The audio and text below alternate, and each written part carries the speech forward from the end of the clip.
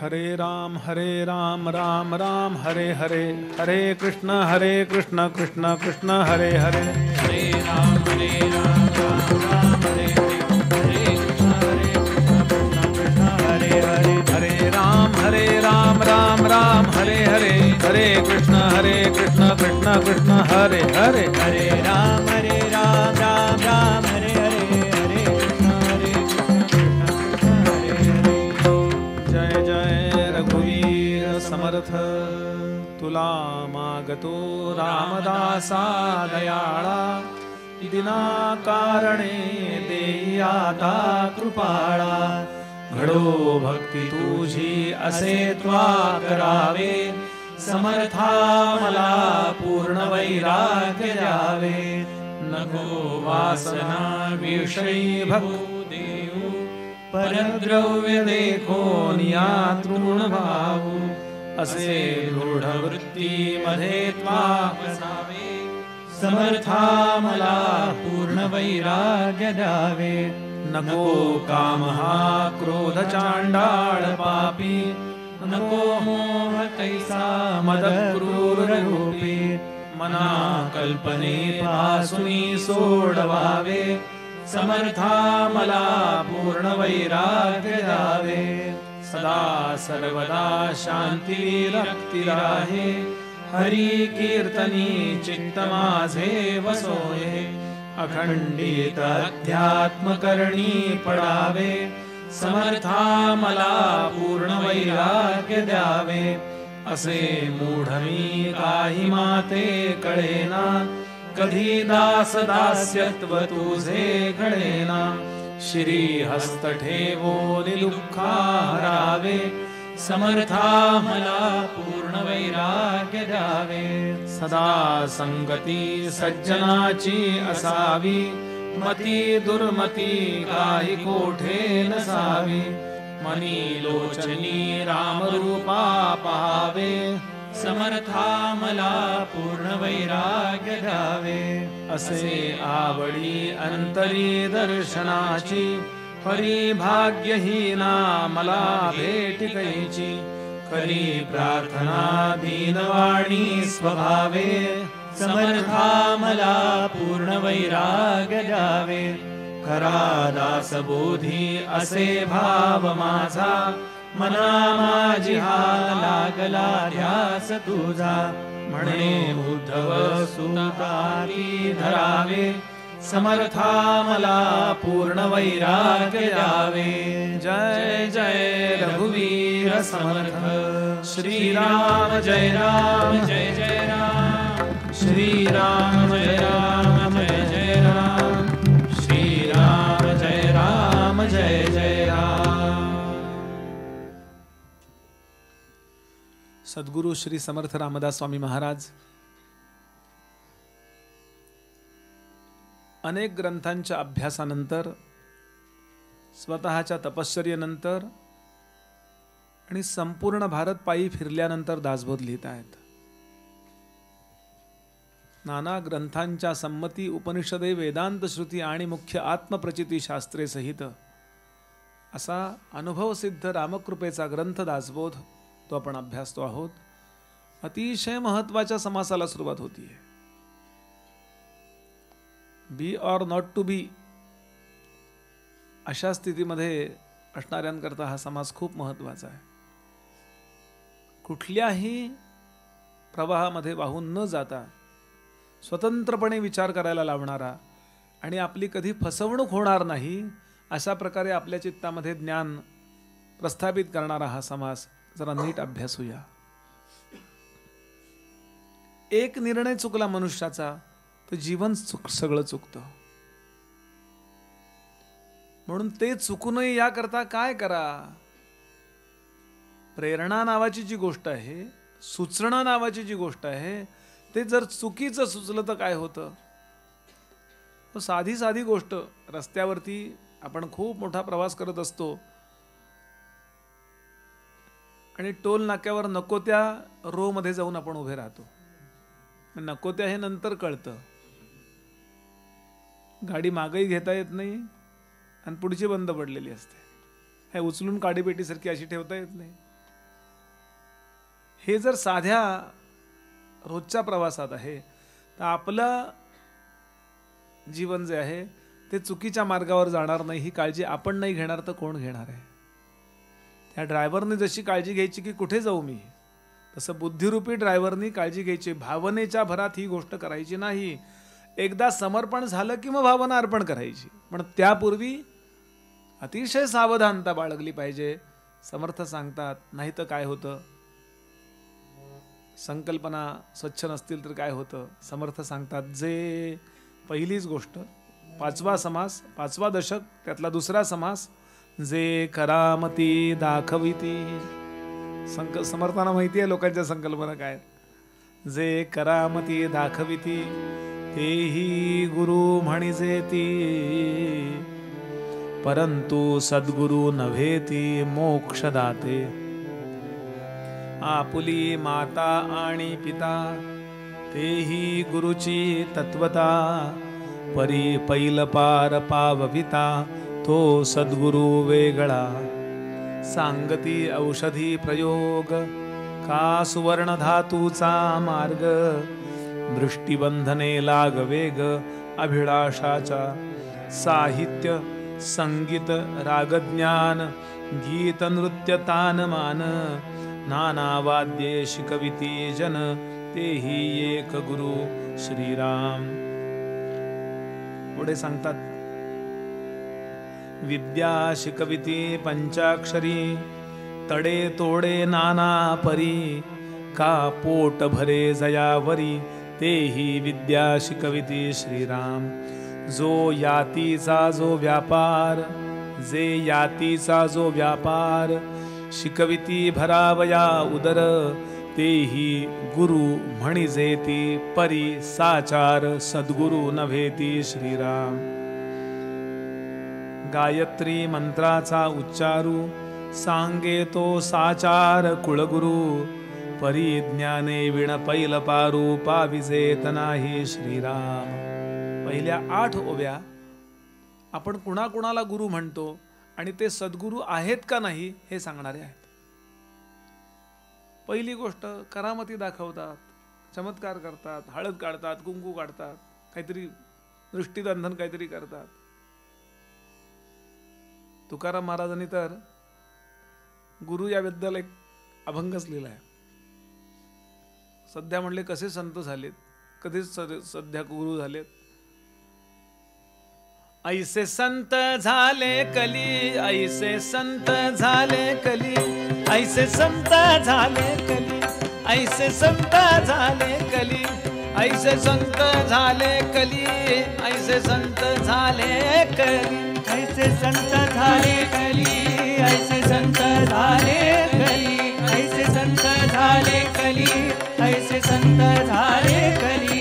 हाती तंबाखूची नळी, हाती तंबाखूची नळी, हाती तंबाखूची नळी, हाती तंबाखूची नळी, ऐसे संत झाले कली, ऐसे संत झाले कली, ऐसे संत झाले कली, ऐसे संत झाले कली. भांग भुरका हे साधन, भांग भुरका हे साधन, भुरका हे साधन, भांग भुरका हे साधन. पचनी पडे मद्यपान, पचनी पडे मद्यपान, पचनी पडे मद्यपान, पचनी पडे मद्यपान. ऐसे संत झाले काली, ऐसे संत झाले काली, ऐसे संत झाले कली.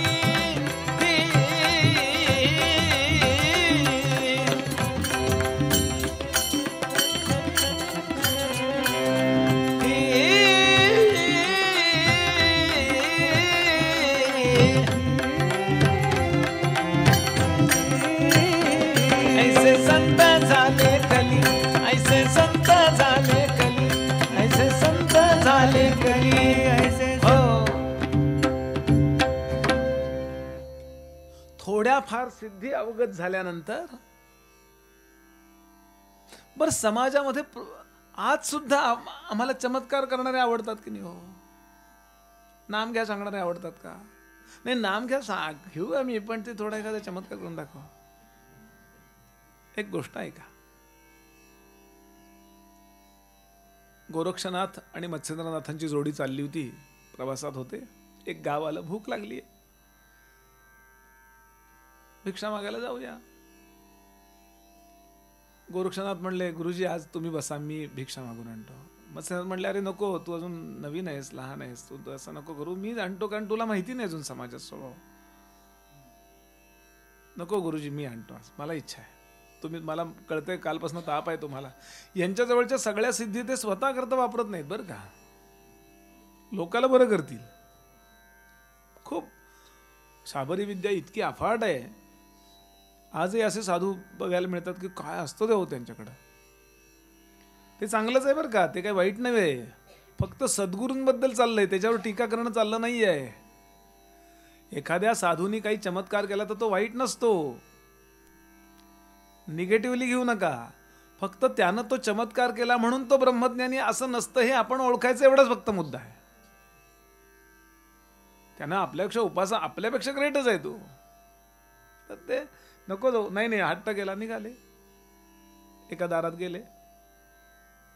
पूर्वीच्या काळी ती तुळशी वृंदावन वगैरे टाउन प्लॅनिंग पूर्वीचं जरा वेगळं होतं. प्रत्येक घरात तुळस, वारा आला की ऑक्सिजन घेऊनच जायचा तो आत भरपूर. त्यामुळे फ्रेश माइंड, एकदम असे प्रसन्न प्रसन्न लोक असायचे.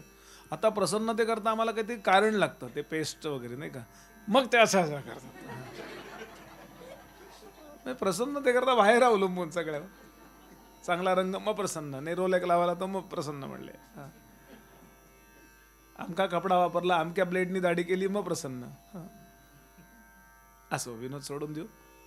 असं दारात गेले, माय द्या काहीतरी. त्यांच्याकडे शृंगी, अलख निरंजन म्हणायची पद्धत, आणि ती शृंगी वाजवायची. प्रत्येक सांप्रदायिक पद्धत असते. आणि नेहमी लक्षात ठेवायला, संत त्यांना पाहिजे म्हणून मागत नसतात, लोकांना देण्याची सवय राहावी याकरता मागत असतात. संतांचं मागणं आणि सामान्यांचं मागणं यात फरक आहे. सामान्य मनुष्य त्याला पाहिजे म्हणून मागतो, समर्थ काय त्यांना पाहिजे म्हणून मागत होते. काय छत्रपती शिवाजी महाराजांनी राज्याची सनद घातली आहे तरी सुद्धा त्यांना कशाला मागायला पाहिजे. पण ते म्हणले नकोय मला तसं, मला बरं. हे लोक नोकरी सर्व्हिस वगैरे काही करू शकत नाहीत का? करू शकतात, पण त्यांनी ती सोडली आहे म्हणून कुणाला तरी मिळते. लक्षात घ्या, समर्थांची ओवी आहे, एक आशीर्वाद दिला साधूंनी तर राजा करू शकतात ते. त्या रजकाला राजा केला की नाही श्रीपाद श्री वल्लभानी, आणि तो पुढच्या जन्मी नरसिंह सरस्वती अवतारात शरण आला. बिदरचा बादशाह, 9वा अल्लाउद्दीन असं त्याचं नाव आहे, 9वा बिदरचा बादशाह मुसलमान होता, आणि शरण आला आणि कायम मग त्यांच्याबरोबर राहिला. आणि मग त्यांनी विचारलं मी समाधी कुठं घेऊ, मग त्याला सांगितलं ठिकाण ते. मग गाणगापूरला त्याची समाधी आहे. आशीर्वाद दिला तर ते कुणाचंही कल्याण करू शकतात. मोक्षश्रिया अलंकृत ऐसे हे संत श्रीमंत, जीव दरिद्री असंख्यातून नृपती केले. पण त्यांची संप्रदाय असतो म्हणून ते भिक्षा मागतात. अहो दत्तात्रय भिक्षा मागतात तर बाकीच्यांचं काय? मग ते काय आपल्या भिक्षेवर अवलंबून आहेत का? नाही, आपल्याला सवय राहावी याकरता ती भिक्षा मागतात मंडळी, हे लक्षात घ्याल. म्हणजे मग कन्फ्युजन होणार नाही. सामान्य जे भिक्षेकरी येतात ना, ते स्वामी समर्थांचं किंवा काहीतरी हे लावून रेकॉर्डिंग, दारादार वसूल केल्यासारखं द्या द्या, नाही तर तुमचं काहीतरी वाईट होईल म्हणतात. ते तसं नाही आहे. असो, तर बाई बाहेर आली एक, तिनं आपल्या मुलाकडून मुठभर पीठ दिलं. आता लहान मुलाकडून द्यावं असं पद्धत आहे का? त्याला देण्याची सवय राहावी हा मुद्दा असतो. पण हे बाजूला ठेवून लोक विचार करतात त्याच्याकडनं देऊया म्हणजे कमी जातं, त्याची मूठ केवढी ना. आता यांचा एवढा वाडगा होता, दोघ जण हे आटा मागतात. हे लोक दोघांच्या एक 4-4 भाकरी तर झाल्या पाहिजेत ना, अशा थापायच्या आणि दगडावर भाजायच्या सूर्याच्या प्रकाशात, एवढंच, आणि खायच्या आणि पुढे जायचं किंवा पिठात पाणी घालून खायचं, पचतं. आता यांनी विचार केला हे मूठभर पिठाने किती घरं मागायला गेलो, खडखडून भूक लागली आहे. 15-1 वर्षाचे असतील गोरक्षनाथ, असे 25-30चे साधारण हे मत्स्येंद्रनाथ. त्याने विचार केला ह्यांनाच मागूया. बाई जरा शेरभर पीठ द्या ना, हे किती मला घरं मागायला लागतील ना, मी तुम्हाला ब्रह्मज्ञान देतो पाहिजे तर. ती भडकली बाई, शेरभर पीठात ब्रह्मज्ञान होतं काय? चालतं हो इथनं. असं प्रत्येक ठिकाणी करता करता थट्टा व्हायला लागली. हे शेरभर पीठाचं ब्रह्म आलं म्हणले. लोक दगड घेऊन मागं लागले.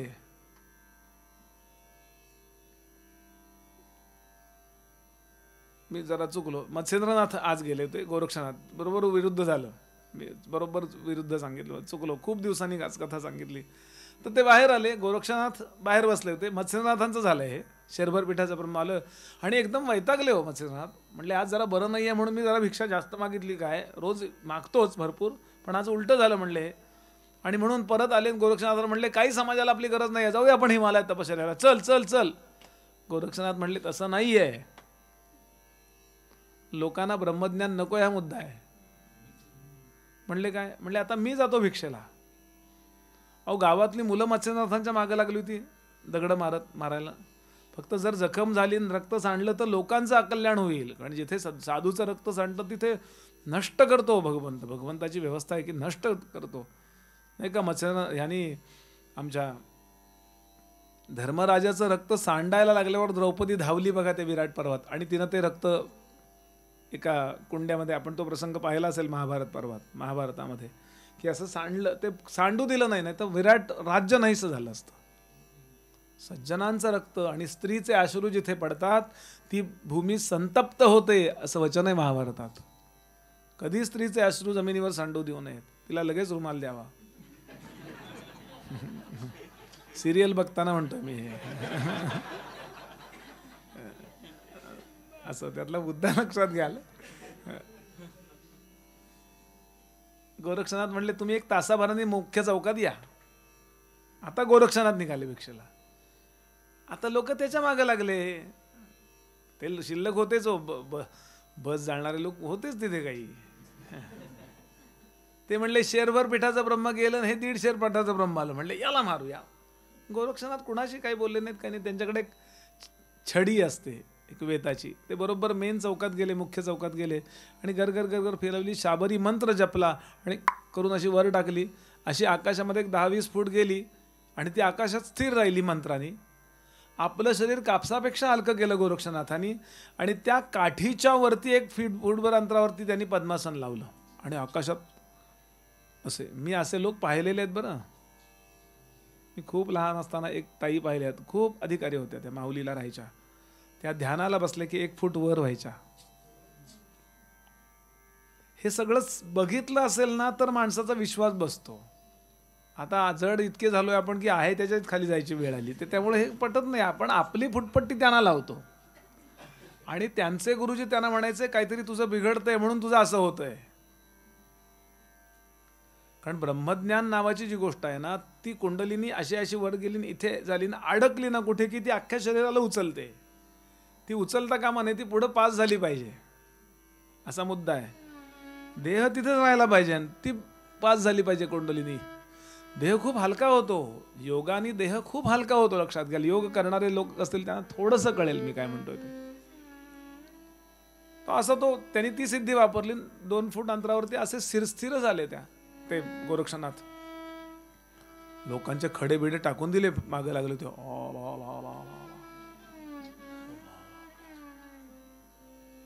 भरा भरा भरा भरा माणसं घरात गेली, फळं आणली, पीठ आणलं, आमका आणलं. अहो 1 तासामध्ये फळाचा ढीक, पैशाचा ढीक, पिठाचा ढीक, ट्रस्ट स्थापन, पैसे खायला सुरुवात 1 तासात.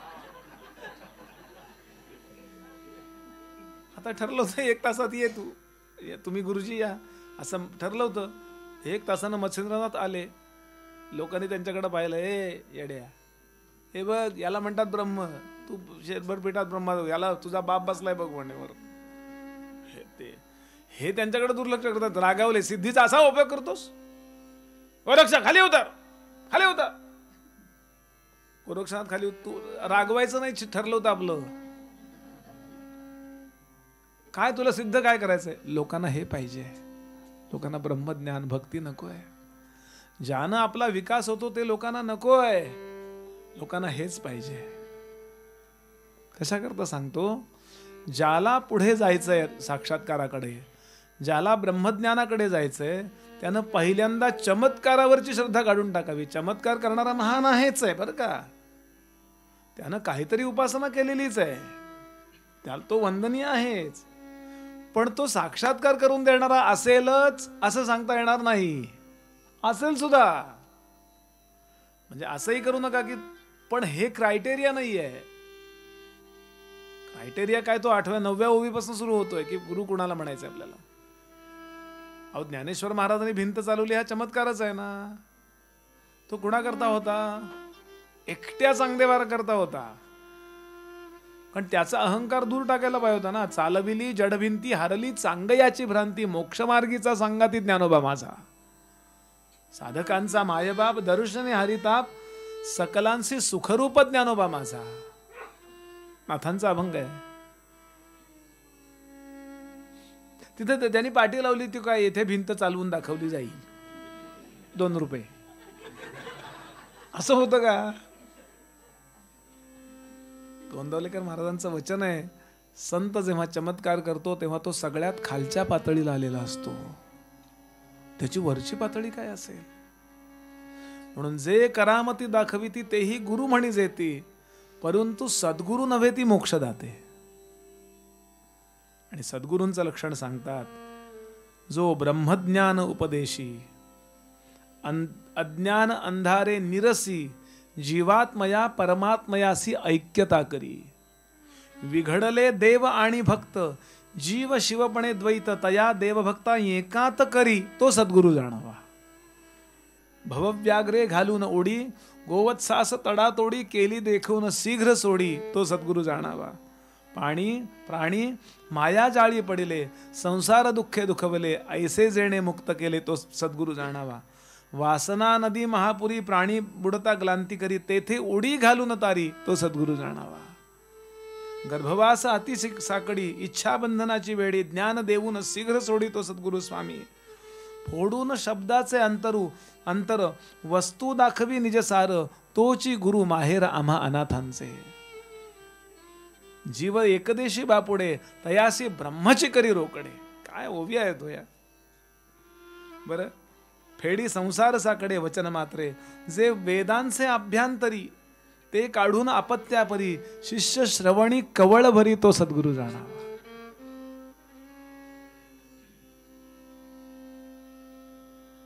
आई जसं बाळाला भरवते ना, आई बाळाला भरवते हा प्रसंग आपण अनेकदा पाहिला, स्वतःबद्दल किंवा मुलाबद्दल. मुलगी मुलगा काय लहान आहे, बाळ आहे, असं ते कालवते, डोळ्यासमोर आणा, ते इथं आपल्याला लावायचंय. पातळ शिंपवणी, अगदी त्याला गिळता येईल असा भात, टेस्टी, लिंबू पिळलंय, तूप घातलंय, गरम गरम, मध्ये मध्ये गरम गरम वरण घालत राहते, तो गरम राहावा म्हणून त्याचं टेम्परेचर मेंटेन ठेवते. कुठे शिकलेली असते ती कोण असतो. आणि ते बाळ असं असं असं, आमचे आप्पा सांगायचे, ते उपकार केल्यासारखं जेवतं आईवर. एक घास घेता मग ते पळतं. लहान मुलं अशी आहेत म्हणे की एक घास घेताना आईवर उपकार केल्यासारखा चेहरा करतात, आणि चेंबूड आलान काढला तर इस्टेट गेल्यासारखे रडतात. तसेच आपण आहोत. आपल्याला ज्ञानेश्वरी भरवायला ज्ञानोबा येतात. आपण एखादं प्रवचन ऐकतो उपकार केल्यासारखं, आणि जरा प्रपंचात दुःख झालं, अज्ञान क्लीन करण्याकरता, शेंबूड घालवाय करता, तर आपण काय रडतो बघा. असेच आहोत ना आपण. गावोगावी जाऊन, कुठे कुठे जाऊन, वक्त्याला मध्ये घालून संतच आपल्याला भरवत असतात. तो वक्ता फक्त एजंट आहे. ती शक्ती, ते सद्गुरुनाथ आपल्याला सातत्यानं, अरे ऐक रे रामायण, अरे ऐक रे ज्ञानेश्वरी, कीर्तन ऐक रे. माध्यम अनेक करतो तो आपला सद्गुरु हो. आपण व्यवहाराकडेच बघतो, तो कोण कीर्तनकार आहे, प्रवचनकार आहे, असं आपल्याला नाही वाटत. एखाद्यालाच वाटतं असं, फार क्वचित लोकांना. आपल्याला वाटतं तो कीर्तनकार आहे. नाही, तो फक्त एजंट आहे. ताटली, चमचा असे ते. वक्ता फक्त डाव आहे. वाढणारे ज्ञानोबा आहेत. बोलविता धनी वेगळाची म्हणतो ना आपण, असं समर्थ सांगतात. गुरुचं वैशिष्ट्य जर काय असेल तर गुरु कधी आपल्याला बरं वाटेल असं बोलणार नाही, आपलं बरं होईल ते बोलले.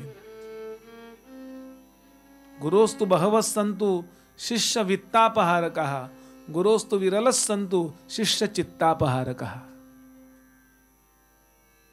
लौकिक स्वार्थाकरता आपल्याला कसं बरं वाटेल असं म्हणून आत्तापर्यंत गुरुपदावर बसणाऱ्या लोकांचं पुण्याई वापरून अनेक लोकांना त्रास दिलेला आहे किंवा स्वतःचा स्वार्थ तुंबडी भरलेली आहे. पण खरा गुरु असा नसतो. याकरता पुढच्या ओव्या सुरू होतात. वेदशास्त्र महानुभाव पाहता एकच अनुभव, तोची एक गुरुरावा ऐक्य रूपे, संदेह निशेष जाळी, स्वधर्म आदरे प्रतिपाळी, वेद विरेत टवाळी करूची नेणे. वेदबाह्य जर तो सांगत असेल तर तो गुरु नाही. याच्याकरता पुढची ओवी, जे जे मन अंगीकारी ते ते स्वयमुक्त करी, तो गुरु नव्हे भिकारी झडे आला. किती गंभीर जायला पाहिजे. शिष्यासन लावी ती साधन, न शिकविती इंद्रिय दमन, ऐसे गुरु अडक्याचे तीन, मिळाले तरी त्याजावे. रुका अडका काही नाही तू भाऊ. अहो देव अगदी सोपा आहे, भक्ती पाहिजे फक्त. काय करायचं इंद्रिय दमन, वाटेल तसे वागा. म्हणले आम्ही चातुर्मासात कांदा खा. कोणी सांगितलं कांदा खाऊ नको? अहो दुसऱ्याचं मन दुखू नका, कांदा खा. दुसऱ्याचं मन दुखू नको हा मुद्दा आहे, कांदा खा हा मुद्दा नाहीये. पण तो काय करतो, तुम्हाला बरं वाटावं याकरता अमुक पाळू नका तमुक पाळू नका, काही गरज नाही. कारण लोकही असे असतात, तो त्यांना नको असतं ते, फक्त ते गुरुकडं त्याच्यावर घालतात. भागवतात वर्णन आहे, जो गुरु धर्म शिकवत नाही तो अमक्या अमक्या नरकात जातो.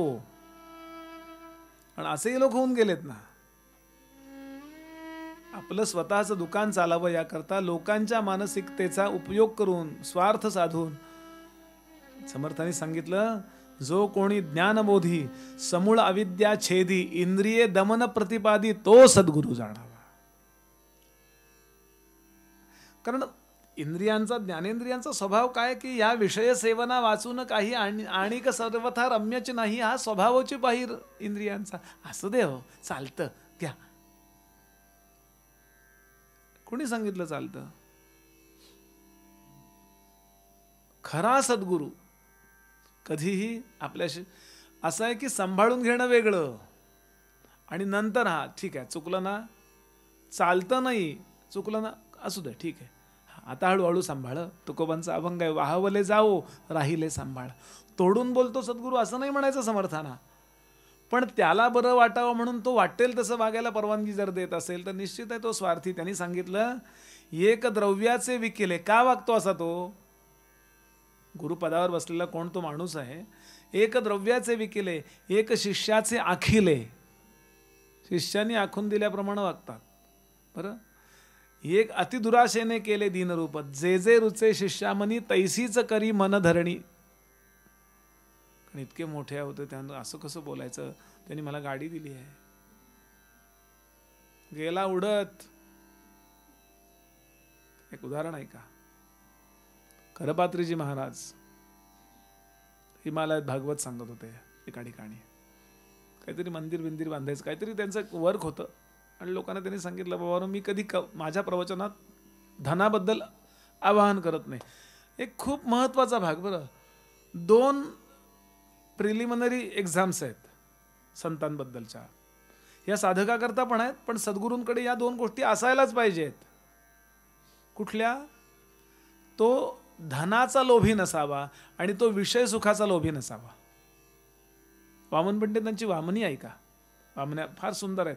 तेच बोलतात ते, पण प्रत्येक वेळेला अर्थ वेगळा असतो. वामन पंडितांची कविता वेगळ्या स्टाईलच्या असतात. एकच शब्द पण प्रत्येक वेळेला वेगळं, अर्थ वेगळा. आपण ऐकलंय केव्हा तरी, कारण खूप वेळा मी कीर्तन केली, तिथे प्रवचने केली. वामन पंडित म्हणाले, एक उदाहरण ऐका मग मी हे सांगतो संतांबद्दल सद्गुरूंबद्दलचं. वामनी म्हणजे काय? वामनी श्लोक. ज्याच्याजवळ पैसे नसतात त्याला पत्नी किंवा घरातले लोक कसे वागवतात हे बोलतात वामन पंडित. हे उदाहरण म्हणून, दृष्टांत म्हणून. आणि मग मुख्य श्लोक. गाठी, पूर्वी गाठीला पैसे असायचे. गाठी जयाच्या कधी पावला न पावली. गाठी जयाच्या कधी पावलान, भार्या तया हाणीत पावलान. तीर्थान गेला कधी पावलान, तीर्थान गेला कधी पावलान. त्याला हरी तो कधी पावलान. हे वामन पंडित आहेत. ही आपली साहित्यिक श्रीमंती आहे. तर ते संतांबद्दल सद्गुरूंबद्दल सांगतात. हे बेसिक रिक्वायरमेंट आहे बरं. ते म्हणाले की 2 गोष्टी ब्रह्मदेवानं बनवल्यात, ते माणसाला संपवायलाच बनवल्यात. कुठल्या? पैसे, भांगार. भांगार म्हणजे सोनं, कन्नडा बंगारप्पा आहे ना, म्हणजे सोनोपंत कानडीमध्ये किंवा संस्कृतमध्ये. भंगार भंगार म्हणजे सोनं, भंगार नव्हे. हा, भंगारवाला आला, भंगार आहे का भंगार, भंगार आहे का भंगार. बायको म्हणली हे नाही आहेत, उद्या ये. काय अर्थ येतो त्याचा कोणास ठाऊक म्हणले. तर वामन पंडित म्हणतात, भांगार कांता द्वय कातराया. भांगार कांता, पैसे आणि स्त्री किंवा स्त्री करता पुरुष असा विचार करा. भांगार कांता द्वय कातराया, केल्या विधीने नर कातराया.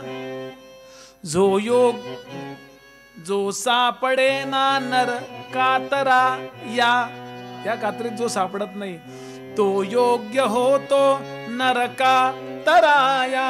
गोपाल कृष्ण भगवान की जय. समर्थ ते इथे बोलतायत की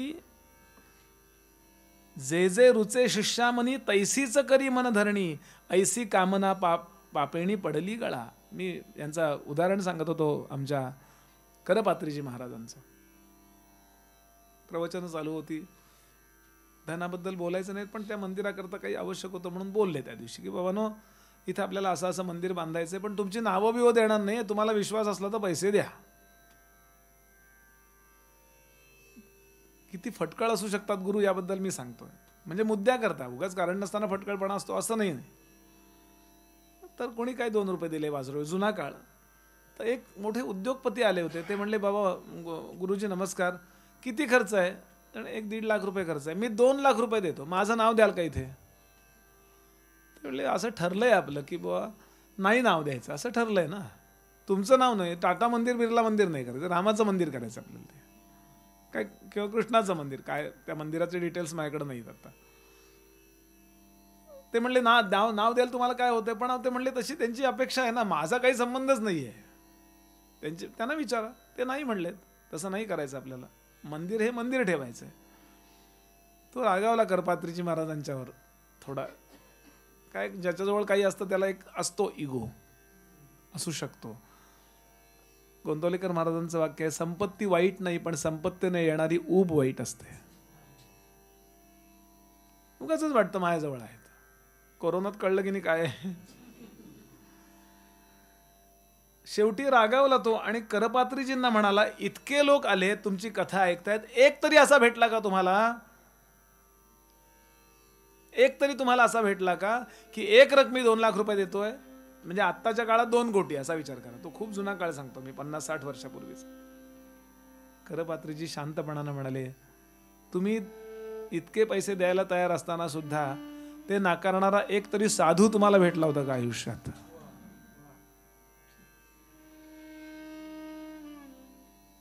समर्थ ते सांगतात, एक द्रव्याचे विकिले नो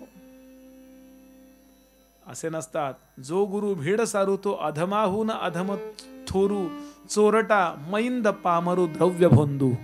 काय समर्थाने शिव्या दिल्यासारखं काय होय एखाद्याला? असं नसावं. ते म्हणाले कसं आहे, वा जैसा वैद्य, हे छान चाललंय, जैसा वैद्य दुराचारी केली सर्वस्वेसी बोहरी आणि सेखी भीड धरी घात घेणा. एखाद्या पेशंट कडून भरपूर पैसे उकळून त्याला नेमकं औषध न देता तो मरायला जरी टेकला तरी नाही तुम्ही माझ्या औषधानं जगणारच असं खोटं सांगणारा एखादा वैद्य असेल, जीव घातही करतो आणि पैसे पण काढले त्याचे, असा त्या वैद्याची, अशा फसवणाऱ्या वैद्याची उपमा दिली समर्थाने इथे. म्हणून एकाने सांगितलं वैद्य म्हणजे यमाचा भाऊ आहे, असा वैद्य. वैद्यराज नमस्तुभ्यम, यमराज सहोदर. म्हणले पण यमातून तुमच्यात एक फरक आहे. वैद्यस्तु हरती प्राणान, यमस्तु हरती प्राणान, यमस्तु हरती प्राणान.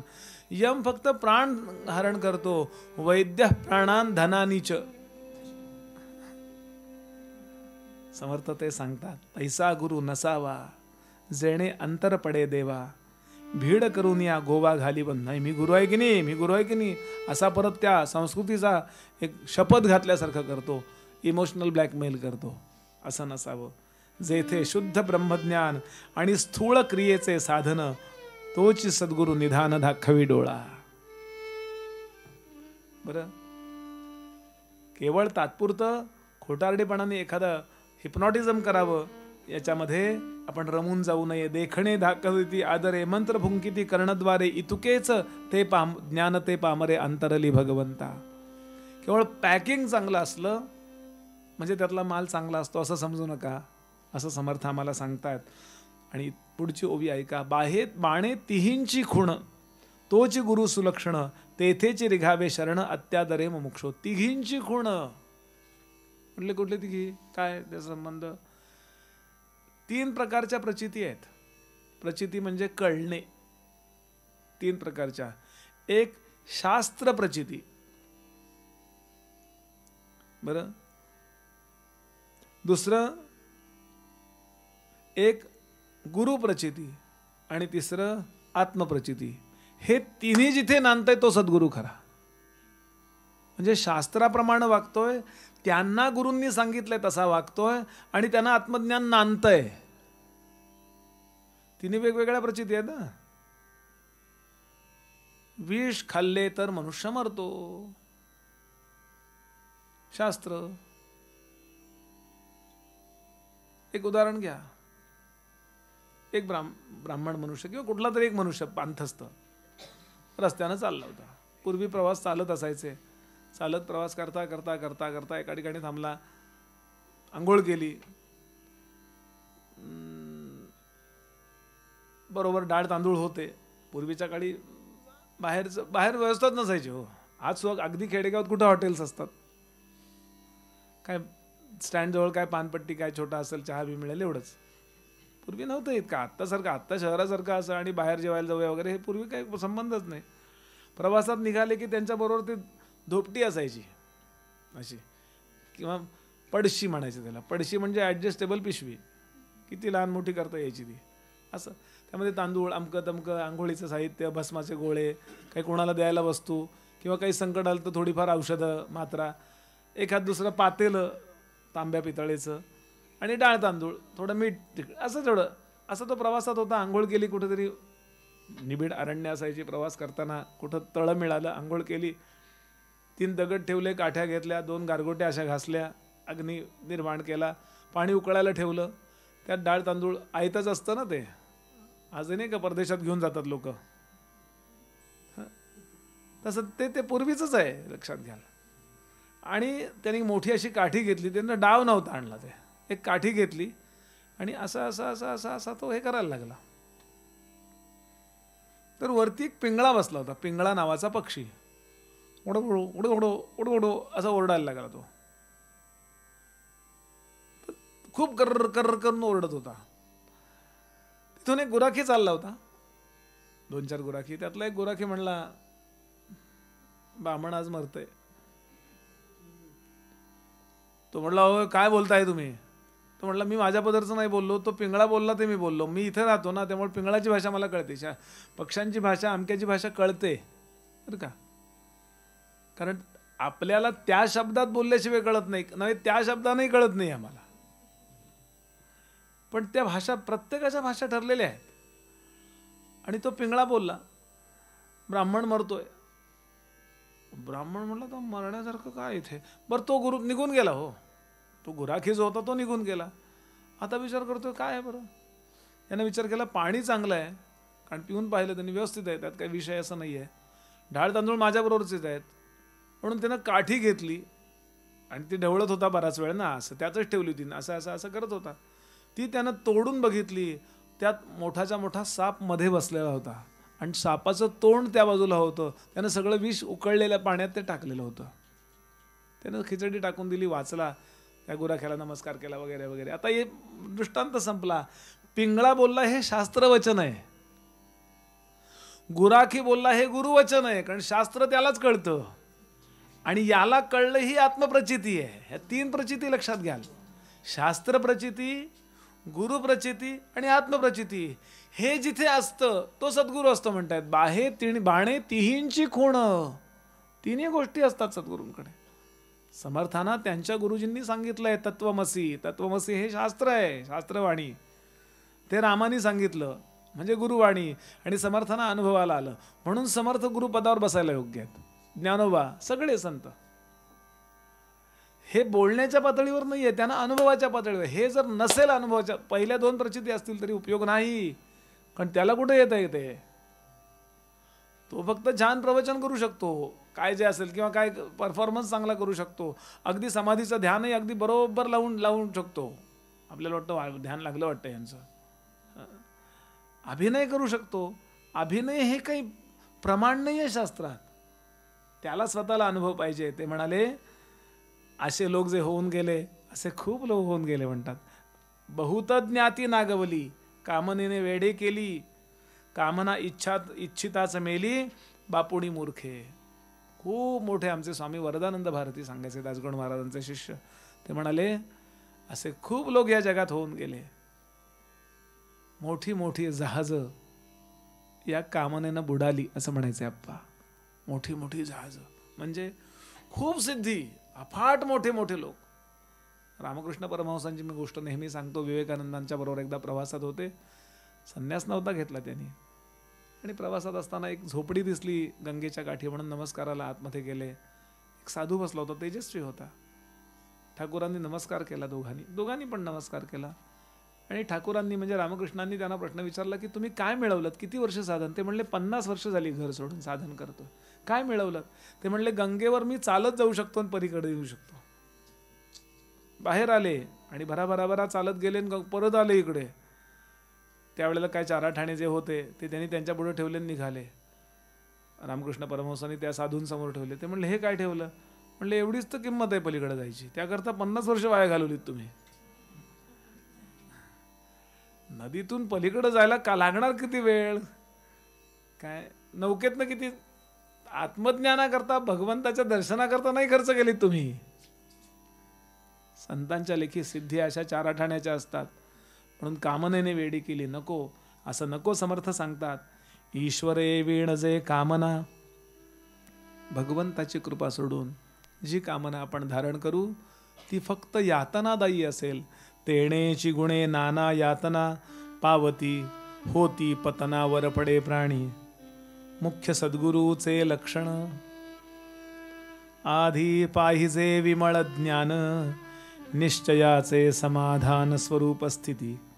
याही वरी वैराग्य प्रबळ, वृत्ती उदास केवळ, विशेष आचारे निर्मळ स्वधर्मविषयी. याही वरी अध्यात्म श्रवण. एक एक गोष्टी सांगतायत. हे काय काय पाहिजे गुरुकडे.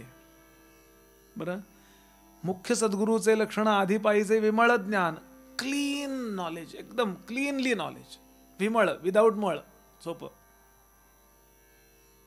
आसपास नको, क्रिस्टल क्लॅरिटी म्हणता ना आपण ज्याला, असं स्वच्छ ज्ञान असतं आणि अनुभवाचं, शब्दज्ञान नव्हे. बरं, आणि निश्चयाचे समाधान स्वरूप स्थिती. सगळे साधू असे छान शांत, शांतीची पै शांती आहे की नाही. याही वरी वैराग्य प्रबळ, त्याचा परिणाम नश्वर वस्तूंमधलं त्याला काय पाहिजे हो. हे तुम्हाला ज्ञान नावाची गोष्ट प्राप्त झाली, कशावरनं समजावं.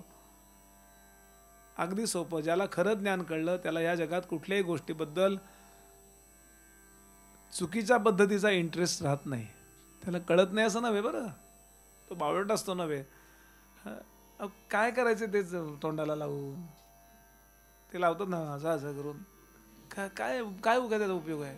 स्वच्छ दिसलं पाहिजे, बरोबर आहे. चेहरा तुकतुकीत पाहिजे, बरोबर आहे. घरात बाटल्या असतात बघा त्या बाथरूम मध्ये उलट्या सुलट्या कुठल्या, इतकं घेऊन सुद्धा खर्च झालाय की नाही सांगा तो. काही फरक आहे का चेहऱ्यात? 50 आरसे घरात, इकडं आरसा तिकडं आरसा, असं करेल तसं करेल. एका सर्टन लेवलच्या पलीकडे त्याला काय आहे किंमत नाही आहे. सहजच वैराग्य असतं. हा, अभिनयाला उतरायचं तुम्हाला, मग तो प्रकारचं काय ड्रेपरी करायची झाली तो भाग वेगळा. पण नॉर्मल लाईफमध्ये यातलं काहीही फार स्वीकार्य नाहीये, हे त्याला पटलेलं आहे. हे मी खूप खाली उतरून बोलतोय. वैराग्य हा फार वरचा भाग आहे. खाणं पिणं असेल, कुठल्याही गोष्टीतला नश्वर वस्तूमध्ये त्याला इंटरेस्ट राहत नाही, सहजच. आणि म्हणून तो व्यवहार सोडतो असंही समजायचं कारण नाही. ते सांगतात, यावेळी वरी वैराग्य प्रबळ उदास वृत्ती केवळ हरखून जाणे किंवा असांस्कृतिक प्रतिक्रिया देणे. फार हुरळून जातात किंवा काही होरपळून जातात, फार आरडाओरडा रडारडी. उदास केवळ विशेष आचार्य निर्मळ स्वधर्म विषयी, स्वतःच्या धर्मामध्ये आश्रम धर्म असेल किंवा वर्णधर्म असेल त्यामध्ये अतिशय निर्मळतेनं त्याचं तो आचरण करत असतो. याच्या पुढचं महत्वाचं, याही वरी अध्यात्म श्रवण. कुठलाही साधू कुठलाही गुरु अध्यात्म श्रवणाशिवाय एकही दिवस राहत नाही. विनोबांचं वाक्य आहे, ज्या दिवशी मी नवीन विचार ऐकत नाही त्या दिवशी तो दिवस मी मेल्यासारखा समजतो. कालचा दिवस आजचा दिवस फरक काय? म्हणजे काल भेंडीची भाजी आज गवारीची भाजी, हे काय फरक आहे होय? कुठलाही साधू तुम्ही काढून बघा, ज्ञानोबा घ्या, कुठलेही संत, ते रोज प्रवचन कीर्तनात ऐकायला बसतील नाही तर बोलायला बसतील. एक 10 मिनिटं 15 मिनिटं अर्धा तास. गडावर तर नियम होता, त्या चाफळला तर नियम होता समर्थ असताना, की रोज रामाला कीर्तन ऐकवायचं, रोज 12 महिने कीर्तन. आता उत्सवात आमच्याकडे कीर्तनाला येत नाहीत लोक ऐकायला. उत्सवात गर्दी कमी, म्हणजे बाकी पंक्तीला गर्दी किती असते. आमचा ग्रामदासी मागे बसलेला आहे, दुपारी जेवायला दणकून गर्दी 12 ते 1:30.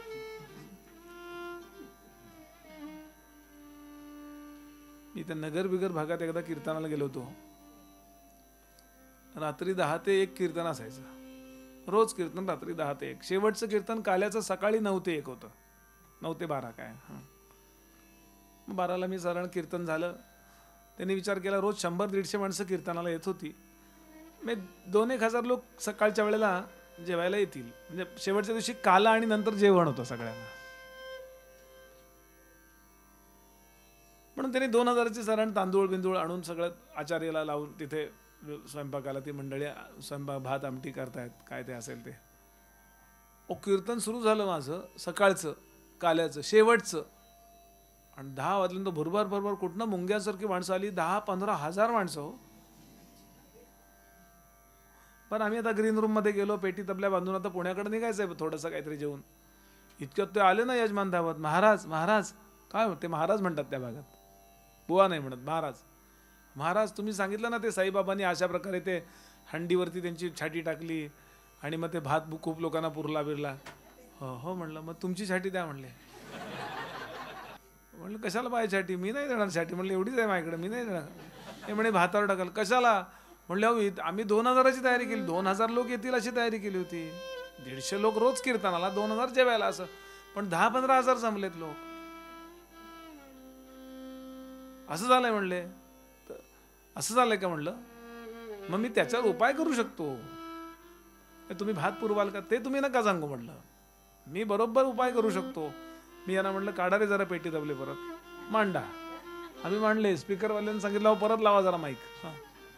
आणि झांज घेऊन मी उभा राहिलो पेटा पेटा बांधून आणि सुरुवात केलं. जय जय राम कृष्ण हरी हरी, जय जय राम कृष्ण हरी, जय जय राम कृष्ण हरी हरी, जय जय राम कृष्ण हरी, जय जय राम कृष्ण हरी. आम्ही जेव्हा ते म्हणायला लागलो लोकांना वाटलं अजून 2 तास कीर्तन आहे वाटतं. जेवायला 2 तासांनी म्हणून हळूहळू हळूहळू हळू त्यातले 10-15 हजारातले 2,000च राहिले, बाकीचे सगळे गेले. म्हणलं आता वाढा. साईबाबांसारखं मी अन्न वाढवू शकत नाही, पण श्रोते कमी करू शकतो म्हणलं मी. विनोद सोडून द्या. माझा सांगायचा मुद्दा काय, साधून जो देहाचा दास आहे तो फक्त जेवायला गर्दी करेल, भोजनाला गर्दी करेल, पण तो जो देहाचा दास आहे तो भोजनाला गर्दी करेल, पण जो देवाचा दास आहे तो भजनाला गर्दी करेल. भोजन भजन फरक. याही वरी अध्यात्म श्रवण. सगळे साधू संत त्यांना ते आवडतं, प्रोग्राम म्हणून पाहत नाहीत त्याच्याकडे. ते कालच आपण चोखा मेळ्यांची गोष्ट ऐकली की सहज ओढ व्यसनासारखं. याही वरी अध्यात्म श्रवण हरिकथा निरूपण जेथे परमार्थ विवरण निरंतर. सतत शुद्ध परमार्थाचं विवरण चाललंय, जराही पॅकिंगचा विचार नाही. 24 तास. कसा आहे बरं ते परब्रह्म? वेद कसे आहेत बरं? आपला उद्धार कसा होईल बरं? आपण आता कुठं अडलोय बरं? मलविक्षेप आणि आवरण हे 3 साक्षात्काराचे दोष बंधन सांगितलेत, प्रतिबंध आहेत. मलविक्षेप आवरण यातलं मला काय त्रास देते बरं? आता सतत ते बोलतील किंवा अबोल्यात आतमध्ये विचार करतील, हे सतत चालतं. म्हणून नवविधा भजन जेथे प्रतिष्ठिले साधन ते सद्गुरूचे लक्षण श्रुती ओळखावे. अंतरी शुद्ध ब्रह्मज्ञान. नीट ऐका बरं. अंतरी शुद्ध ब्रह्मज्ञान बाह्य निष्ठेचे भजन तेथे बहु भक्तजन विश्रांती पावती. आणि हा उपासनेचा आधार ज्या संप्रदायाला नाही, कुठले एकांगी नाही. नुसते प्रवचन पण करू नका. प्रवचन करायचं नंतर संध्या नाही करायची असंही नाही चालणार. किंवा संध्या करतात किंवा प्रवचन करतात, श्राद्ध करत नाहीत, कुलदेवतेचं करत नाहीत. नाही, हे सगळं व्यवस्थित पाहिजे सांगतायत समर्थ. नाही उपासनेचा आधार. नीट ऐका. नाही उपासनेचा आधार तो परमार्थ निराधार. पुढे सांगतात कर्मे विण अनाचार भ्रष्ट होती. एक साधा विचारू मी आपल्याला जेवणात काय नसेल तर चालेल. ताट वाढतात ना, मीठ, चटणी, कोशिंबीर, लिंबू, उजव्या बाजूला एखाद दुसरी भाजी, उसळ, 2 आमट्या, कढी, ताक, एखाद दुसरं पक्वान्न, गरम गरम भाताचे 2-3 प्रकार, सगळं व्यवस्थित आहे. यातलं काय नसेल तर चालेल. म्हणले शक्यतो सगळंच पाहिजे. जेवणात सगळं पाहिजे, जीवनात सगळं का नको? का नको कर्म? का टाळायचे श्राद्ध पक्ष? का टाळायची उपासना? का टाळायचा व्यायाम? का टाळायचा प्राणायाम? का टाळायचं अन्नदान? का टाळायचं नाम? का टाळायचे प्रवचन कीर्तन? हे सगळं का टाळायचं? सगळंच व्यवस्थित पाहिजे ना. काय होतं, एकांगी खूप आपल्याला असे संप्रदाय असते, एकांगी नुसतं भजनच करतील ते, बाकी कशात नाही. किंवा नुसते वेदमंत्रच म्हणतील, त्याच्यात नाही, तेही पाहिजेच ना. हे सद्गुरूंकडे असतं. नीट ऐका. IMP-OV आहे सगळ्यात महत्वाची.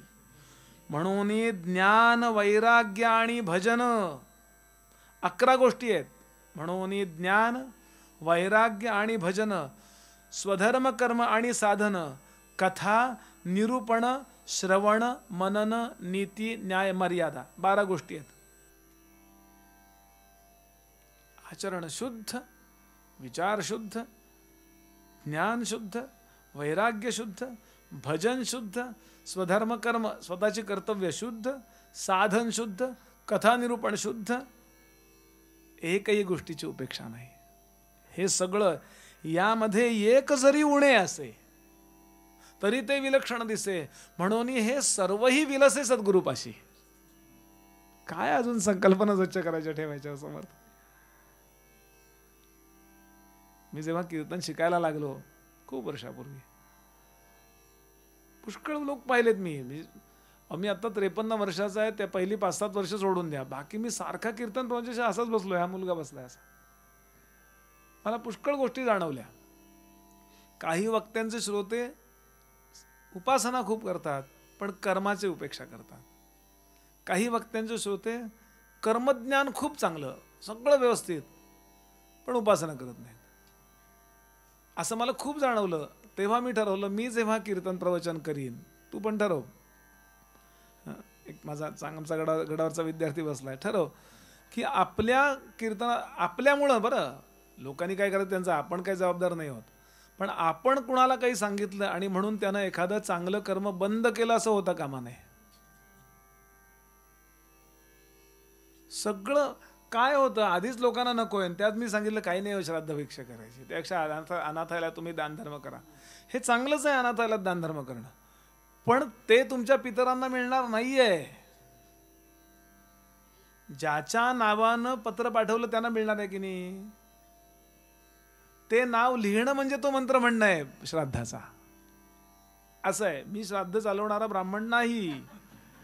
तर लगेच असं मनात एखाद्याच्या येईल कीर्तन प्रवचन संध्याकाळी असतं, सकाळी तेवढाच उद्योग लावा म्हणून बोलतोय वाटतं बुवा. नाही, माझी तळमळ ही असते की हे 1000 लोकांनी ऐकलं आणि त्यातल्या एकानं जरी आचरणात आणलं तरी त्याचे पितर आनंदात होतील आणि त्याचा प्रपंच नेटका होईल. कारण पितरांच्या ताब्यात आपले प्रपंच आहेत, लक्षात घ्या. असो, मला सांगायचा भाव लक्षात घ्याल. एकही गोष्ट कमी नको. तो बहुतांचे पाळण करता, त्यास बहुतांची असे चिंता, नाना साधने समर्था सद्गुरूपाशी. पुढे सांगतात, साधनेशिवाय परमार्थाला जर फार मोठेपणा, नुसतंच प्रतिष्ठा म्हणजे सगळं फेसबुकला टाका, यूट्यूबला टाका, अमक्याला टाका, प्रत्यक्षात आतमध्ये काहीच नाही पॅकिंग, नुसती जाहिरात खूप.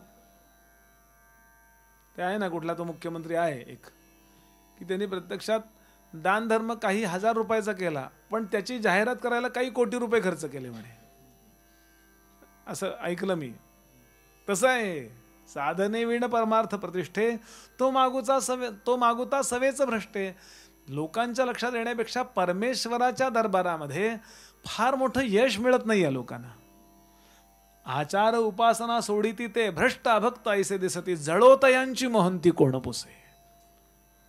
काय समर्थ म्हणतात, जळू देत म्हणू देत.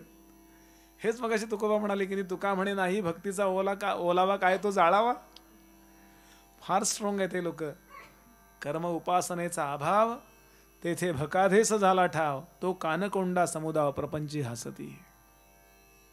नवीन कुत्र्याच्या छत्रीसारखे नवीन संप्रदाय उगवतायत.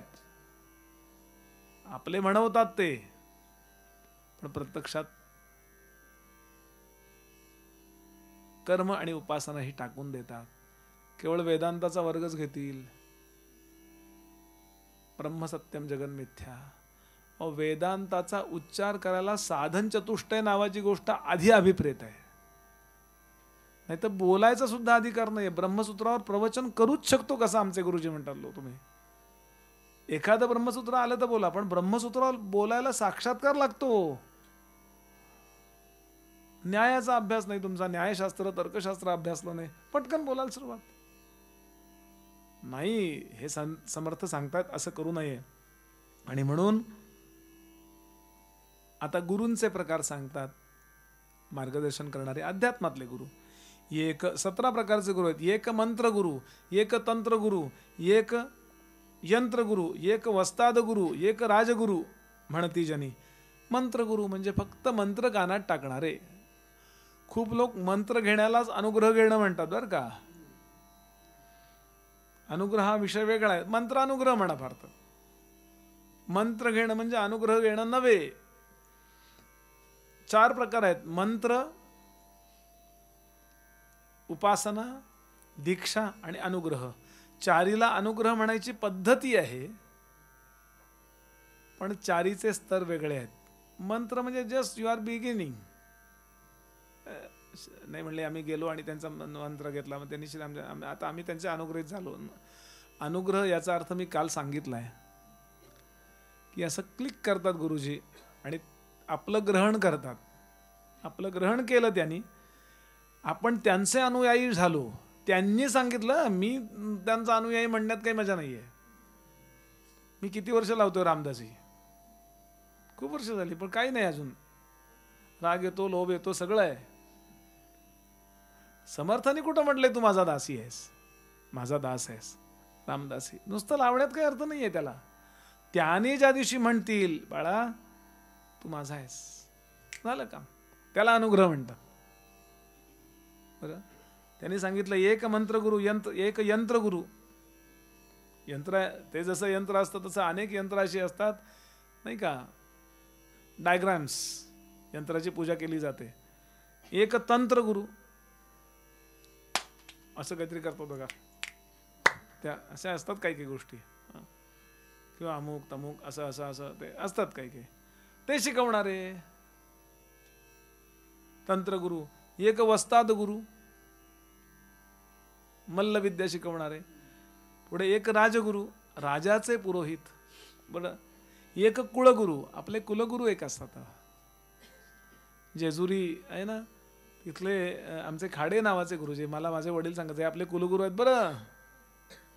मी नेहमी माझी मुंज तिथे झाली देवासमोर, सोन्याच्या कासवावर त्यांनी लावली. म्हणजे खूप लहान होतो मी, आणि असं पुढे पुढे पुढे पळत गेलो, गोटा बिटा केलेला असा मला अजून आठवतंय लहानपण. ते आमचे कुलगुरू आपल्या प्रत्येकाचे असतात. एखाद्याला माहीत असतात, एखाद्याला माहीत नसतात. आपण गाव सोडलं, खूप लांब आलो पुण्यात, तुम्ही कोकणात आहेत कुलगुरू, असं होतं काही वेळा.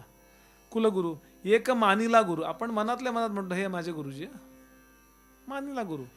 त्यांना माहीत असतं किंवा नसतं, त्यांनी मानलेलं असतं असं नाही. अनुग्रह देणं, एखाद्याला मंत्र देणं सुद्धा खूप कॉम्प्लिकेटेड आहे बरं का. किती गंभीर मुद्दा आहे. मुला तुम्हाला एक गोष्ट सांगतो. पुण्यामध्ये वासुदेव निवास नावाचं एक ठिकाण आहे, वामन निवास आणि वासुदेव निवास, गोळवणी महाराजांचे आश्रम आहे. ते आपल्यापैकी कोणी अनुग्रहित पण असाल, श्री दत्त महाराजांसमोर मी कीर्तन केली आहेत, किंवा नंतर नारायण महाराजांसमोर केली आहे. पुष्कळ वेळा मी जातो किंवा गेलोय. तर गोळवणी महाराजांकडे दत्त महाराज असताना एक माणूस मागे लागला की मला अनुग्रह द्या, पुढच्या महिन्यात ये, त्याच्या पुढच्या महिन्यात ये, असं करत त्याला ते टोलवत राहिले. कारण कळायचं ना त्यांना, समोर आला की कळायचं याचं काय पूर्वीचं आहे. तो नाही नाही मला अनुग्रह द्या, हट्टालाच पेटला. जा म्हणले 1 कोटी दिगंबराचा जप करून ये. तो करून आला आणि आता द्यावा लागला अनुग्रह. नको नकोच म्हणत होते पण द्यावा लागला. अनुग्रह दिला. मंत्रानुग्रहाबद्दल बोलतोय बरं मी. तो तासभर विधी चालला तो अनुग्रह देण्याचा. अतिशय टेंबे स्वामींचा संप्रदाय जो आहे हा कर्मप्रधान संप्रदाय आहे. तिथे ज्ञानही आहे, भक्ती आहे, सगळं आहे, पण तिथे एक आग्रह दिसतो आपल्याला. बरं, अनेक संप्रदाय आहेत. एक एक योगाचा आग्रह असतो काही ठिकाणी ज्ञानाचा आग्रह असतो, असं असतं. तो झाला आणि तो गेला. तो गेल्याबरोबर गोळवणी महाराजांना रक्ताची उलटी झाली, खूप मोठी रक्ताची उलटी झाली. लगेच त्यांनी अनुष्ठान केलं, आंघोळ केली, बरे झाले. तर श्री दत्त महाराजांनी प्रश्न विचारला की हे काय? ते म्हणाले त्याच्यावर भयंकर करणी केली होती कोणीतरी. अनुग्रह दिल्याबरोबर ते सगळं माझ्याकडे आलं. दत्तक घेतल्यासारखं काय हो त्याला? त्यानं केलेली कर्ज गुरुला बापाला फेडावी लागतात की नाही, असं ते होतं. म्हणून खूप कठीण आहे. म्हणून कधीही कोणी अधिकारी साधू कोणाला अनुग्रह देण्याच्या भानगडीत पडत नाही. कशाला तो आपलं नुकसान करून घेईल. आणि हे ज्याला कळत नाही त्याला वाटतंय काही नाही, आहेत माझे शिष्य, शिष्यिणी तर हल्ली खूप झाल्या. समर्थांचा जनस्वभाव गोसावी वाचून बघा, म्हणजे लक्षात येतं किती गंभीर आहे हा मुद्दा. एखाद्या व्यावहारिक माणसाप्रमाणे हे नाही आहे, कारण हे भोगावं लागतं. असो तर समर्थ सांगतायत एक मानिला गुरु, एक विद्या गुरु, एक कुविद्या गुरु. कुविद्या गुरु सुद्धा असतो. हा,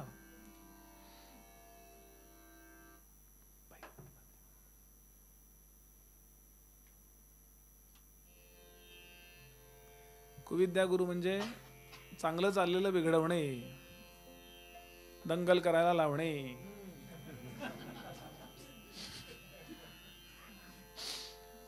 एक असत गुरु, एक याती गुरु दंड करते. दंड देणारा एक गुरु असतो. टेंबे स्वामी महाराजांना कोणीतरी दंड दिला, शंकराचार्यांना कोणीतरी दंड दिला. कृष्ण सरस्वती म्हणून होऊन गेले काशीला. खूप अधिकारी लोक असतात हे.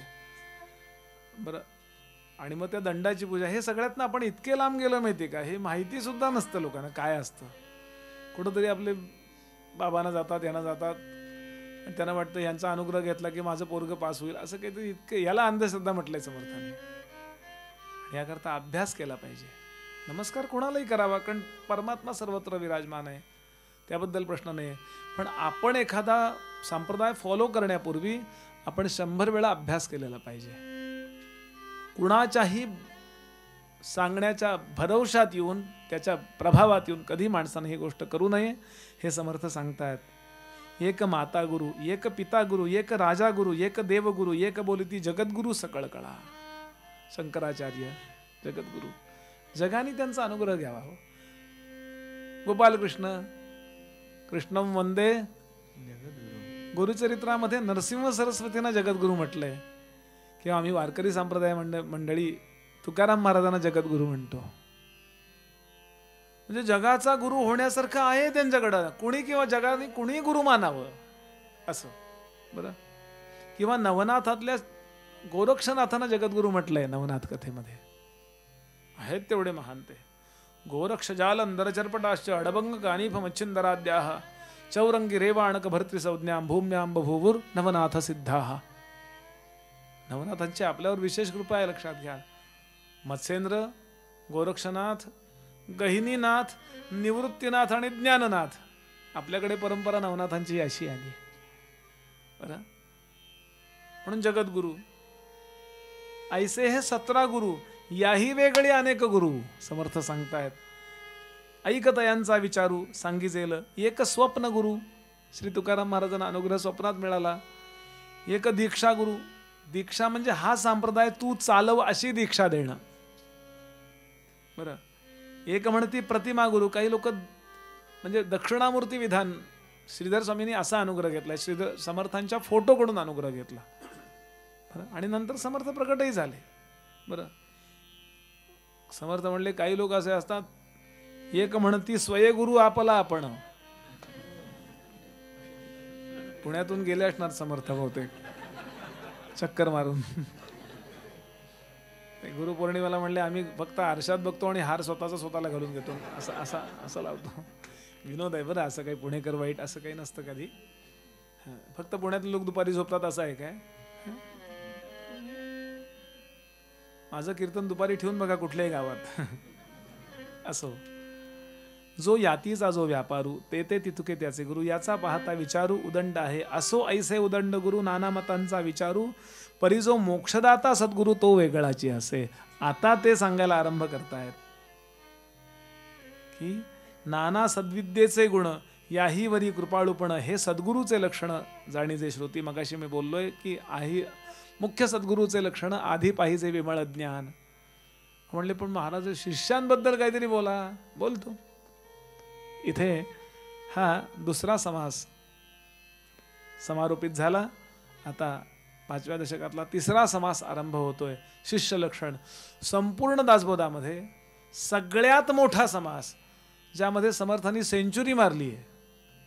20 ओव्या, 25 ओव्या, 27 ओव्या, 28 ओव्या, जास्तीत जास्त 80 ओव्यापर्यंत सगळ्या ओव्या आहेत. एकमेव हा समास आहे 104 ओव्यांचा. संपूर्ण दासबोधात हाच समास असा आहे की शिष्य कोणाला म्हणतात, त्याची लक्षणं काय. कारण काही गोष्ट सिद्ध करायची असेल त्याची लक्षण आणि प्रमाण दोन गोष्टी द्यायला लागतात. लक्षण प्रमाणाभ्याम वस्तुसिद्धी असं न्यायशास्त्रात वर्णन आहे. रोगाची लक्षणं मग त्याच्यावर औषधं ठरतात. तसे शिष्य कोणाला म्हणायचं. समर्थ सांगतात चांगला सद्गुरू पाहिजे. मी तुम्हाला बोललो तसा चांगला सत्शिष्य पण पाहिजे. शिष्य नावाच्या व्याख्येत बसणारा जो आहे तो जर मिळाला, सद्गुरू नावाच्या व्याख्येत बसणारा आहे तो, असे दोघं मिळाले तर आत्मज्ञान फुलतं. तर उलट होतं जोडी. म्हणाले सद्गुरू विण सत्शिष्य तो वाया जाय निशेष. चांगला गुरु मिळाला नाही. त्यांनी उदाहरण दिले, उत्तम भूमी शोधिली शुद्ध पण तेथे बीज पेरले कीड खाद. चांगली जमीन आहे म्हणजे शिष्य चांगला आहे, पण गुरु कसला तरी मिळाला. तैसा सत्शिष्य तो सत्पात्र, परंतु गुरु सांगे मंत्र तंत्र. तेथे अरत्र ना परत्र काहीच नाही. किंवा उलटही होतं, अथवा गुरु पूर्ण कृपा करी परिशिष्य आणि अनाधिकारी. भाग्य पुरुषाचा भिकारी पुत्र जैसा. उदाहरण घ्या डोळ्यासमोर. चटकन डोळ्यासमोर येते की नाही. बरं, समर्थांची ओवी 400 वर्षापूर्वीची आहे. बरं, पैसे एका विण एक होत असे निरार्थक, परलोकीचे सार्थक ते दुरावे. ऐका ओवी. म्हणून सद्गुरू आणि सत्शिष्य तेथे न लगती सायास. दोघही समसमा संयोग.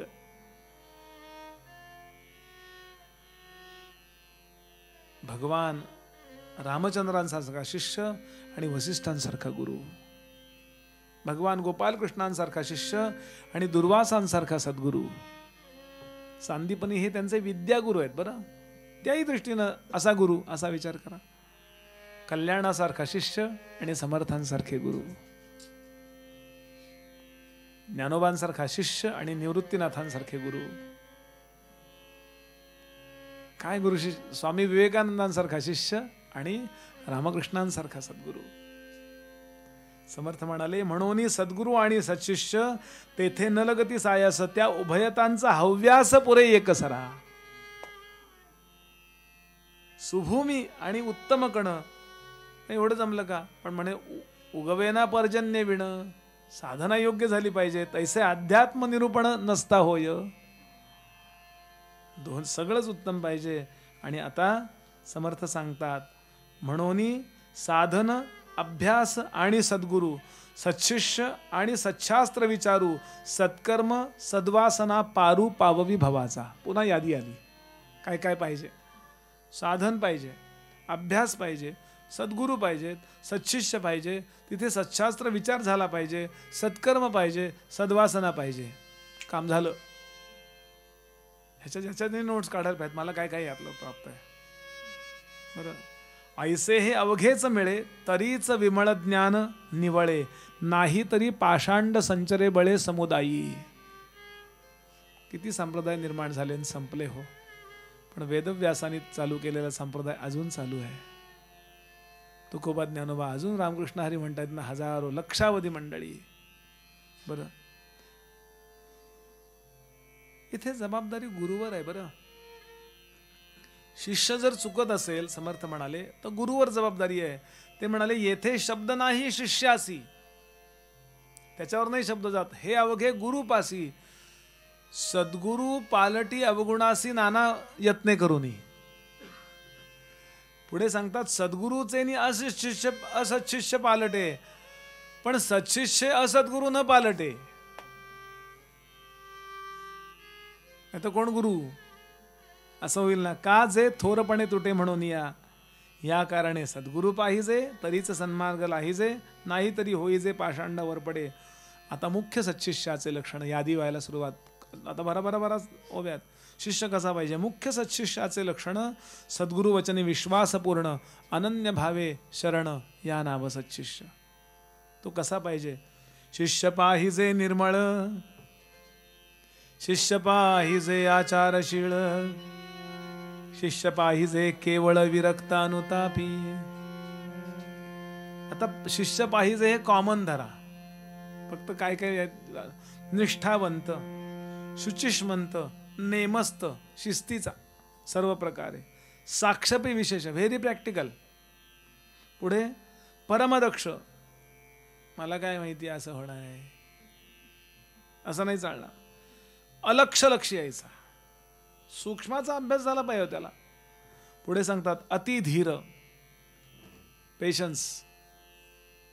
सगळं असतं पण पेशन्स नसतात हल्ली, त्यामुळे पेशंट वाढले. पुष्कळ मुलांना होतं की नाही, परदेशात कुठेतरी कॉलेजमध्ये अप्लाय करतात, अजून ॲडमिट आलं नाही, ताप आला, ताप 2 वाजवायला पाहिजेत की नाही, आणि मेला चांगला भात आमटी खातो, कसला ताप आला नाही, ॲडमिट आलं, येईल तेव्हा येईल, तुझ्या हातात थोडीच आहे. आमचं लहानपण आठवा, आम्हाला कसलं काही नाही. बघा तुम्ही, मी बोलतो अनेकदा ही गोष्ट की आत्ताची जी पिढी झाली आहे ना, ती बुद्धिमान अतिशय आहे, पण पेशन्स खूप कमी आहेत. मी बोललो होतो परवाही, शिष्य पाहिजे अतिधीर.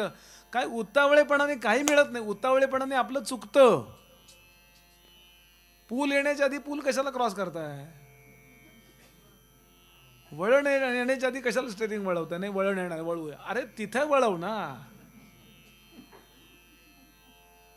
खूप महत्वाचं आहे. मी एखादा मला हे हायलाईट काय करावं असं वाटतं, आजचे समाज मुलांचं बघा परिस्थिती, छोट्या छोट्या गोष्टीने डिस्टर्ब. कसला डिस्टर्ब? डिप्रेशन, फिप्रेशन, कसलं प्रिपरेशन पाहिजे, बरोबर आहे, डिप्रेशन काही नाही हो. आणि याला फार आणि म्हणून हे सगळं वाचलं पाहिजे, पुन्हा पुन्हा रोज वाचत आज बोल. शिष्य पाहिजे अतिधीर. नाही राहू, असं नाही होता कामा. मी धीर राहिलं पाहिजे. अतिधीर, अति उदार. एखादी गोष्ट सोडायची वेळेला छान आहे, देऊन टाकूया. बरं, अति तत्पर परमार्थ विषयी, आपल्या अभ्यासाच्या बद्दल पंक्च्युअल, बघू उद्या करू. तुम्ही साधी साधी गोष्ट मुलांना सांगून बघा, हे जरा जरा जरा आपलं बाथरूम घाण झाले घास, तो संध्याकाळपर्यंत घासत नाही. घासतो की म्हणतो. एकाने मला परवा फार छान विनोद पाठवला होता. म्हणले हल्लीचे आई वडील इतके साधे आहेत, मुलांना जर त्यांना खुश करायचं काही नाही म्हणलं, वेळेवर उठा आंघोळ करा की आई वडील खुश होतात म्हणले. आता आपण लहानपणी नेहमीच करायचो की नाही. असं विनोद सोडून देऊया. शिष्य पाहिजे परोपकारी. पुढचा मुद्दा, शिष्य पाहिजे निर्मत्सरी. आपल्याकडे हल्ली सेल्फ इम्युन डिसीज नावाचा एक भाग आलाय. आपणच आपल्या शरीरामध्ये रोग निर्माण करतो. हे डॉक्टर BM हेगडेंनी यूट्यूबवर सांगितलेलं ते ऐकून बोलतोय बरं मी आपल्याशी. आपण नंतर सर्च करून बघा, फार भारी आहेत. ते म्हणले, ते स्वतः डॉक्टर आहेत. ते म्हणाले जे कॉलेजमध्ये शिकवलं जात नाही ते मी त्याचं पुस्तक लिहिलंय. ते म्हणले रोग होतात कसे, आपण आपल्या अवतीभोवतीच्यांचा द्वेष करतो. म्हणजे उदाहरण घ्या, तुमचा गणेश आहे, उदाहरण घ्या बरं, असं नाही आहे, नाही तर तुम्हाला वाटेल असं काही आहे. उशिरा आले हो, ते वेळेवर आलेले आहेत. उदाहरण सांगतोय. कथा सुरू झाली, मी बऱ्याच वेळ 10 मिनिटं वाट बघतोय. असं आपल्या अवतीभोवती कोणीतरी वागतच. मग काय होतं, असाच आहे तो, त्याला कधी बोलवायची सोय नाही. आणि मग माझ्या शरीरामध्ये असं नकारात्मक टॉक्सिन्स, विचाराचे टॉक्सिन्स वाढायला लागतात. आता त्यांचे सेल आणि माझे सेल हे सेल असतात, पेशी या पेशी असतात. या पेशीना ते जवळ बसले माझ्या, या पेशीना वाटायला लागला अरे या पेशीतात का माझ्या पेशी, यात विशेष काय आहे.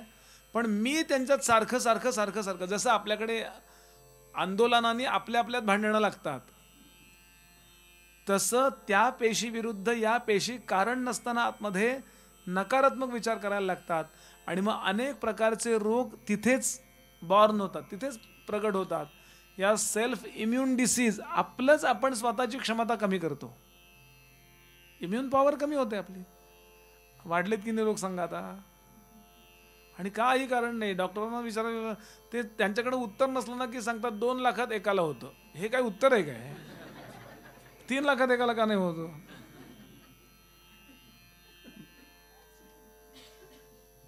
म्हणून निर्मत्सरी, कुणाचाही मत्सर फेकून द्या. या क्षणाला कळलं की मी फेकून द्यायचा आहे तो. भांडू येते काय काय तू लवकर यायला, काय झालं तुला, काय तुला 50 बोलायला काही हरकत नाही, मोकळा झाला तो. पण माणसं आतल्या आत अशी कुडत राहतात. आणि मत्सराने घोटाळ. इतके पक्ष असायचं कारण काय हो? देशाला सगळ्यांना पुढे न्यायचे की नाही? इतके पक्षाची गरज काय? कीर्तन ऐकत नाहीत माझं, हे त्यातलं उत्तर येते तुम्हाला सगळ्यात. मत्सराने खूप वाटोळं झालंय आपलं हो. धनाजी आणि संताजी या दोघांनी आणलं होतं स्वराज्य परत, पण दोघांच्यात मत्सर निर्माण केला. म्हणून फार सुंदर आहे. जही शत्रुम महाबाहो कामरूपम दुरासदम. शत्रू आपला जर कोण असेल तर आपल्या आतमध्ये राहणारा मत्सर जो आहे ना, तो शरीराचा शत्रू नसतं. तुमचं रक्त मला चालू शकतं की नाही? जर आपला रक्तगट एक असेल तर माझं रक्त तुम्हाला चालू शकतं की नाही? आपले ऑर्गन्स एकमेकांना चालतात की नाही, किडनी इत्यादी. म्हणजे शरीराचा शत्रू नाही. त्या शरीराला या शरीराविरुद्ध वागायला लावणारं कोण असेल तर मत्सर, तो आपला खरा शत्रू आहे. नाही मत्सर, मला असं येतं मनात, लगेच फेकून द्यायचा विचार असा धरायचा. मी मध्यंतरी प्राणिक हिलिंगचा एक कोर्स केला ठाण्याला. चेन्नईचे खूप मोठे डॉक्टर आम्हाला शिकवायला यायचे. बरंच आहे ते, आपण हे गुगलवर सर्च करू शकता. त्यांनी सांगितलं की काही मनामध्ये नकारात्मक आलं की ते उचलायचं मनातल्या मनात असं, आणि भगवंताच्या गोल्डन फर्नेसमध्ये फेकून द्यायचं. ते जळल्यानंतर ते जे येतं ते आशीर्वाद पर येतं आपल्याकडे. कारण त्याची फर्नेस अशी आहे की त्याचं मत्सराचं प्रेम करून तो आपल्याकडे पाठवतो. हे कारण सूक्ष्मात आहे ना. म्हणून हे निर्मत्सरी, मत्सर सोडूनच द्यायचा. अगदी आपल्याला शत्रू. बरं असं आहे की तुम्ही असं वागला तरी समोरचे चांगले वागणार नाही आहे, हे निश्चितच आहे. कारण तो कुठं प्रवचन त्याला माहिती नाही आहे, तो नॉर्मल आहे, तो असं करणारच आहे. ती बाजू गृहीत धरायची आहे. पण मी मात्र स्वतः निर्मत्सरी असलं पाहिजे, म्हणजे समर्थांना माझा अभिमान वाटणार नाही. माझ्या गुरुंना काय वाटेल बाकी जाऊ दे, हे पोरगं चांगलं आहे असं निर्मत्सरी शिष्य पाहिजे. अर्थांतरी प्रवेश करता शिष्य पाहिजे परमशुद्ध. भैरवी वाजवा. आपल्याला ही गोष्ट जाणवेल, जी अशी मनमोकळी माणसं असतात ना ती कायम आनंदात असतात बघा. जी कुढणारी असतात ना त्यांचं असं काहीतरी होतं बघा. मत्सर नाहीच तर झालं ना हे. शिष्य पाहिजे परमशुद्ध, शिष्य पाहिजे परम सावध. भोळेपणा म्हणजे बावळटपणा नव्हे. भोळा याचा अर्थ स्ट्रेट फॉरवर्ड. आपण बऱ्याचदा हे दोन शब्द असे वापरतो. बायको म्हणते ना आमचे हे खूप भोळे आहेत हो म्हणून मागे राहिले. तिला म्हणायचं असतं बावळट आहे. भोळा याचा अर्थ त्याला अक्कल नसते असं नाहीये, त्याला याची जास्त अक्कल असते की बनेलपणा करून काही उपयोग नाही. कोणाचं गेले राजे चक्रवर्ती माझे वैभव होते किती. गेले राजे चक्रवर्ती राजे गेले हो, आपलं काय 2 BHK. ही अतिशय परिपक्वता. म्हणून तो आत्मा सावध आहे, परम सावध. शिष्य पाहिजे अगाध उत्तम गुणांचा. इतके सद्गुण असावेत आणि ते बोलावेत असं वाटू सुद्धा नाही. शिष्य पाहिजे प्रज्ञावंत, शार्प, अत्यंत शार्प, झटकन लक्षात यायला पाहिजे तुला. पण तरी सुद्धा शिष्य पाहिजे प्रेमळ भक्त. त्याला सद्गुरू आवडावेत, संत आवडावेत. सगळ्या या गोष्टींबद्दल एक शुद्ध प्रेम, असा प्रेमाचा झरा व्हावा त्याच्या चित्तातनं. मला डॉक्टर अब्दुल कलामांचं एक वाक्य खूप आवडतं. प्रेम करायला म्हणाले आयुष्य कमी पडतं, माणसं द्वेष करायला वेळ कुठनं काढतात कोणास ठाऊक. काय छान वाक्य नाही हे. ऐकलं तर इतकं बरं वाटतं, वागलं तर किती बरं वाटेल असं समर्थ सांगतायत. शिष्य पाहिजे नीतिवंत, मर्यादेचा, नीतिमान असावा. अनितीच्या कितीही संधी आल्या, वाईट वागलो तर काही बिघडत नाही असं आलं तरी त्यानं आतमध्येच स्वतःला एक पीळ म्हणतात तसा. अहो रामरायाला म्हणत होते ना सगळे लोक, चल बस राज्यावर बस, चल. भाऊ म्हणत होता, जिनं मागून घेतलंय राज्य ती कैकेयी म्हणत होती. वशिष्ठ म्हणाले, सगळे म्हणाले, पण तो स्वतः नीतिमान असा आहे, नाही मी राम आहे, मी नाही वाईट वागणार. म्हणून नीतिवंत मर्यादेचा. शिष्य पाहिजे युक्तिवंत. अनेक युक्त्या कराव्या लागतील, त्या जगत कल्याणाकरता जर मी करत असेल तर त्या त्यांनी कराव्या. शिष्य पाहिजे बुद्धिवंत. शिष्य पाहिजे संत विचार घेता. शिष्य पाहिजे धारिष्ठाचा, दृढव्रताचा, उत्तम कुळीचा, पुण्यशीळ, सात्विक, भजक, साधक. शिष्य पाहिजे विश्वासी. विश्वास टाकावा त्याच्यावर. गुरुने असं म्हणावं, बस तू आहेस ना, काही काळजीचं कारण नाही म्हणावं, म्हणजे त्याला मनात वाटावं.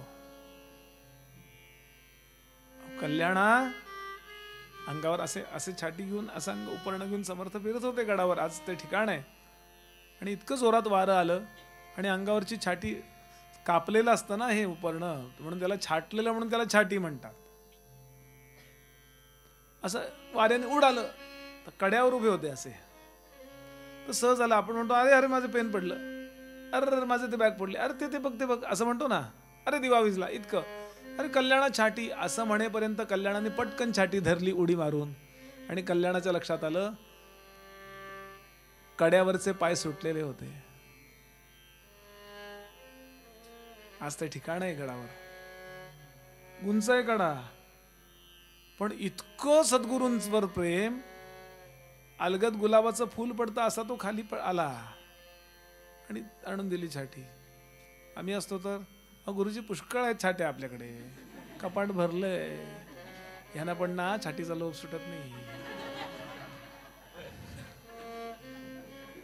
आपण गुरुचे गुरु होऊन गुरुकडे जातो. शिष्य पाहिजे विश्वासी. शिष्य पाहिजे काया क्लेशी. उठ पहाटे, बस जपाला. हे शरीराला असं सुखाला देऊन टाकलंय आपण. हे साधारण बोलतोय बरं मी, साधारण मोघम. इथे पुष्कळ लोक असे असतील की जे पहाटे उठून कष्ट करणारे असतील, पण एक मी मोघम बोलतोय. या शरीराला आपण असं सुखाला देऊन टाकलंय. समर्थ म्हणाले नाही, शिष्य पाहिजे काया क्लेशी. संकट आलं, दुःख आलं किंवा काही कष्ट करण्याची वेळ आली तर it is pleasure for me, माझं भाग्य आहे असा तो असावा. शिष्य पाहिजे परमार्थासी वाढवू जाणे. शिष्य पाहिजे स्वतंत्र, अधीन नको कशाच्या.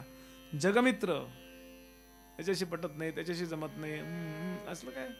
खूप लोक असे असतात बघा, इतके ते न्यूसेन्स व्हॅल्यू असते त्यांची. माझे गुरुचं चांगलं करायला दाखवतील, पण बाकीच्यांशी पटत नाही. हा, त्याला कटकट होते बिचाऱ्याला. शिष्य पाहिजे सद्भावाचा, शिष्य पाहिजे अंतरीचा परमशुद्ध. शिष्य नसावा अविवेकी. पटकन चुकीचं वागणं याला अविवेक म्हणतात.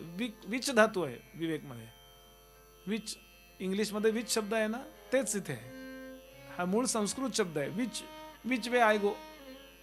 आणि म्हणजे विशिष्ट निवड याला म्हणतात विवेक. योग्य निवड याला म्हणतात विवेक. शिष्य नसावा अविवेकी, शिष्य नसावा गर्भसुखी. पुन्हा पुन्हा जन्ममरण परंपरेमध्ये येण्याची त्याला आवड नसावी. शिष्य असावा संसार दुःखी संतप्त देही. नाशिवंत पदार्थातून मला शाश्वत सुख प्राप्त होणार नाही, त्याला पटलेलं असावं. पुढे जो संसार दुःखे दुखवला, जो त्रिविध तापे पोळला, तोची एक अधिकारी झाला परमार्थ विषयी. समर्थ पुढे सांगतात, त्याला सद्गुरू हा जगात सर्वश्रेष्ठ आहे हे कळलेलं असावं. कुठली तरी देवतेला आपण गृहीत धरतो आणि सद्गुरूंना त्याच्यापेक्षा कमी लेखतो, असं काही वेळा वाटतं. सद्गुरू होऊन देव मोठा जया असं वाटे तो करंटा. सद्गुरू म्हणजे त्यांनी पुढे सांगितले, सद्गुरू म्हणजे परब्रह्म तत्व आहे. हो, गुरु साक्षात परब्रह्म. देवदेवता ज्या आहेत ना त्या मंत्राधीन आहेत. अगदी त्यांनी इथपर्यंत सांगितलंय, ब्रह्मा विष्णू महेश हे तिघ जण निर्माण झालेले आहेत. सद्गुरु नवचे कल्पिला ईश्वराचेनी. त्याचं कारण प्रत्यक्ष ब्रह्मानंदम परमसुखदम आहे ना, ते केवलम ज्ञानमूर्ती. ते फक्त या देहात आलेत म्हणून मी भजन करतोय त्यांचं. पण हे कळलं पाहिजे की या देहात आलेलंच आहे. फार ज्ञानोबांची छान उभी आहे की ब्रह्मवस्तूला फुटलेला कोंब म्हणजे सद्गुरूंचा देह आहे. ब्रह्मवस्तू आहे ती. एवढा मोठा अधिकार.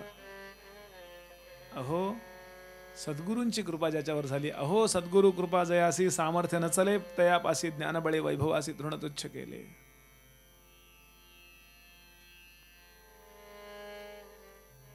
एक संदीपक नावाचा शिष्य होऊन गेला. गुरुचरित्रात कथा येते. संदीपक इथे सांगितली मी ती. त्यांच्या गुरुला कुष्ठरोग झाला काशीत. कुष्ठरोग म्हणजे ओला. हिरवा हिरवा पू येतोय, त्यातनं आळ्या बाहेर पडतायत, घाणेरडा वास, हातपाय झडलेले. आणि त्यांच्या गुरुजींचं नाव वेद धर्म. आणि इतकी मनापासून सेवा करतोय. एक थोडे दिवस तो गुरुजींची तब्येत चांगली होती, जरा बरी, तोपर्यंत काशी विश्वेश्वराच्या दर्शनाला जायचा. पण नंतर तेही दर्शनही बंद झालं. कारण गुरुनं स्वच्छ करा, अमक करा, भिक्षा मागून आणा, त्यांना भरवा, चिडचिड करायचे ते सहन करा, काय सगळं. इतकी मनापासून सेवा करतोय. एक दिवस भगवान शंकर प्रकट झाले. ज्याच्या दर्शनाला हा जायचा नाही, तो काशी विश्वेश्वर काशीतला याच्याकरता आंघोळीला गेला होता हा नदीवर, ते प्रकट झाला तिथे. अरे तू माझ्या दर्शनाला येत नाहीस, पण तू गुरुसेवा फार भारी करतोस, तुला काय पाहिजे बोल. तो म्हटलं थांबा, गुरुला विचारून येतो. संदीप, गुरुजी तुम्हाला बरं नाहीये, शंकर प्रकट झालेत. दर्शनाला न जाणाऱ्या करता शंकर प्रकट झाले होते. आम्ही रोज जातो दर्शनाला, कारण आम्हाला प्रोटोकॉल म्हणजेच परमार्थ वाटतो. गुरुजी तुम्हाला बरं नाहीये, वेदना होतात, ओला कुष्ठ वाहतोय, मागू शंकराला आरोग्य. कारण सगळेच्या सगळे रोग त्याच्यापासून निर्माण झाले ना, आरोग्य त्याच्याकडेच आहे. शंकरांच्या पाठीपासून रोग निर्माण झाले असं वर्णन आहे शिव महापुराणात. 105 प्रकारचे ताप त्यांनी निर्माण केले. कोरोना सुद्धा त्यातच आहे. ते पाठीपासून निर्माण झाले असं वर्णन आहे. शिवमहापुराण सांगतो मी आपल्याला. हे सगळं पुराणात वर्णन आहे. शिव नावाची सिस्टीम आहे. तो असा माणसाच्या रूपात नसतो, तो प्रकट होऊ शकतो, तसा माणसाचं रूप धारण करू शकतो. सिस्टीम आहे ती, व्यवस्था आहे, हे लक्षात घ्या. मागू का त्याला? इतके रागावले, तुला माझी सेवा करायची नव्हती, काय करतोयस हे? कंटाळा आला तुला माझ्या सेवेचा, भोगून जमवायचं असतं, देवाकडे माग. खूप रागावले त्याला. मी असतो तो लगेच म्हणलो असतो, ज्याचं करावं भलं, असं तो म्हणत नाही. तो म्हणतो, गुरुजी जशी आपली आज्ञा. मला वाटलं, हे सुद्धा बोलला नाही तो पुढचं काही, मला वाटलं वगैरे. शंकरांनी सांगितलं तोपर्यंत ते वेटिंग, शंकरला वेटिंग ठेवलं होतं. काय रे मग, काय काय पाहिजे तुला, काय पाहिजे सांग. सध्या काही नको. मी विचारायला गेलो होतो, पण गुरुजी म्हणले काही नको. शंकर प्रसन्न झाले हो, प्रकट झाले हो, म्हणजे काय म्हणतात तसं एक्साइट झाले. अरे क्या बात आहे. अहो माणसं एवढंसं अनुष्ठान करतात रुद्राचं, केवढा हातभर संकल्प असतो. अस्माकम सकुटुंबानाम सपरिवाराणाम द्विपद चतुष्पद, म्हणजे 4 पायाचे प्राणी तसे नाही आहेत, पण तसेच आम्ही वागतो तशात. हा, क्षेम स्थैर्य आयु ऐश्वर्य दगड माती धोंडे सगळं सिद्ध्यर्थम. हा, कुचकट सुपाऱ्या, कसली तरी घाणेरडी पानं, कसलं तरी नैवेद्य. आणि हा सगळं इतकं गुरुसेवा करतोय, काही मागत नाहीये. ही बहुत सरप्राईज. आणि गेला तो, म्हणजे नंतर मीटिंग होते ना त्यांची, मध्ये मध्ये शंकर विष्णू यांची मीटिंग होते. विष्णू म्हणले, मग सध्या काय विशेष. अहो तो प्रसंग त्यांनी सांगितला. विष्णू म्हणले, अरे वा, आय एम इंटरेस्टेड, मला पण आवडेल अशात दर्शन घ्यायला. म्हणून विष्णू प्रकट झाले दुसऱ्यांदा. हे गुरुचरित्र तर सांगतोय, हे शिवमहापुराणात, महाभारतात सगळीकडे या कथा आहेत. मी कशाला सांगतोय हे, की एकदा गुरुवर कशी निष्ठा असते शिष्याची. शिष्य कशाला म्हणतात. विष्णू म्हणले, अरे शंकराने सांगितलं त्यापेक्षा जास्त आहे तुझ्यात सद्गुण, तुला काय पाहिजे, मी खूप प्रसन्न आहे तुझ्यावर. मी असतो तो मागितलं असतं, प्रवचन थांबवा.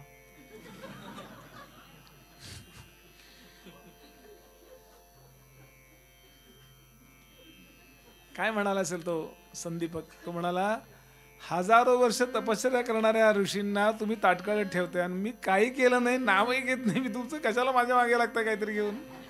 काय बात आहे ना. द्यायचं असेल तर एकच द्या, मला काही कळत नाही. गुरुवर निष्ठा कशी ठेवायची, गुरुभक्ती कशी करायची, हे मला कळू दे, एवढंच द्या. काय ना, इतकं करून सुद्धा त्याला वाटते नाही मला कळत आहे हो. आणि इतक्यात पाठीवर हात पडला. थांबावं म्हणला, मी जरा बोलतोय, थांबा जरा. विष्णू म्हणाले, माग बघ. माग त्याचे सद्गुरू उभे होते. वेदधर्म अव्यंग, काही झालेलं नव्हतं त्यांना.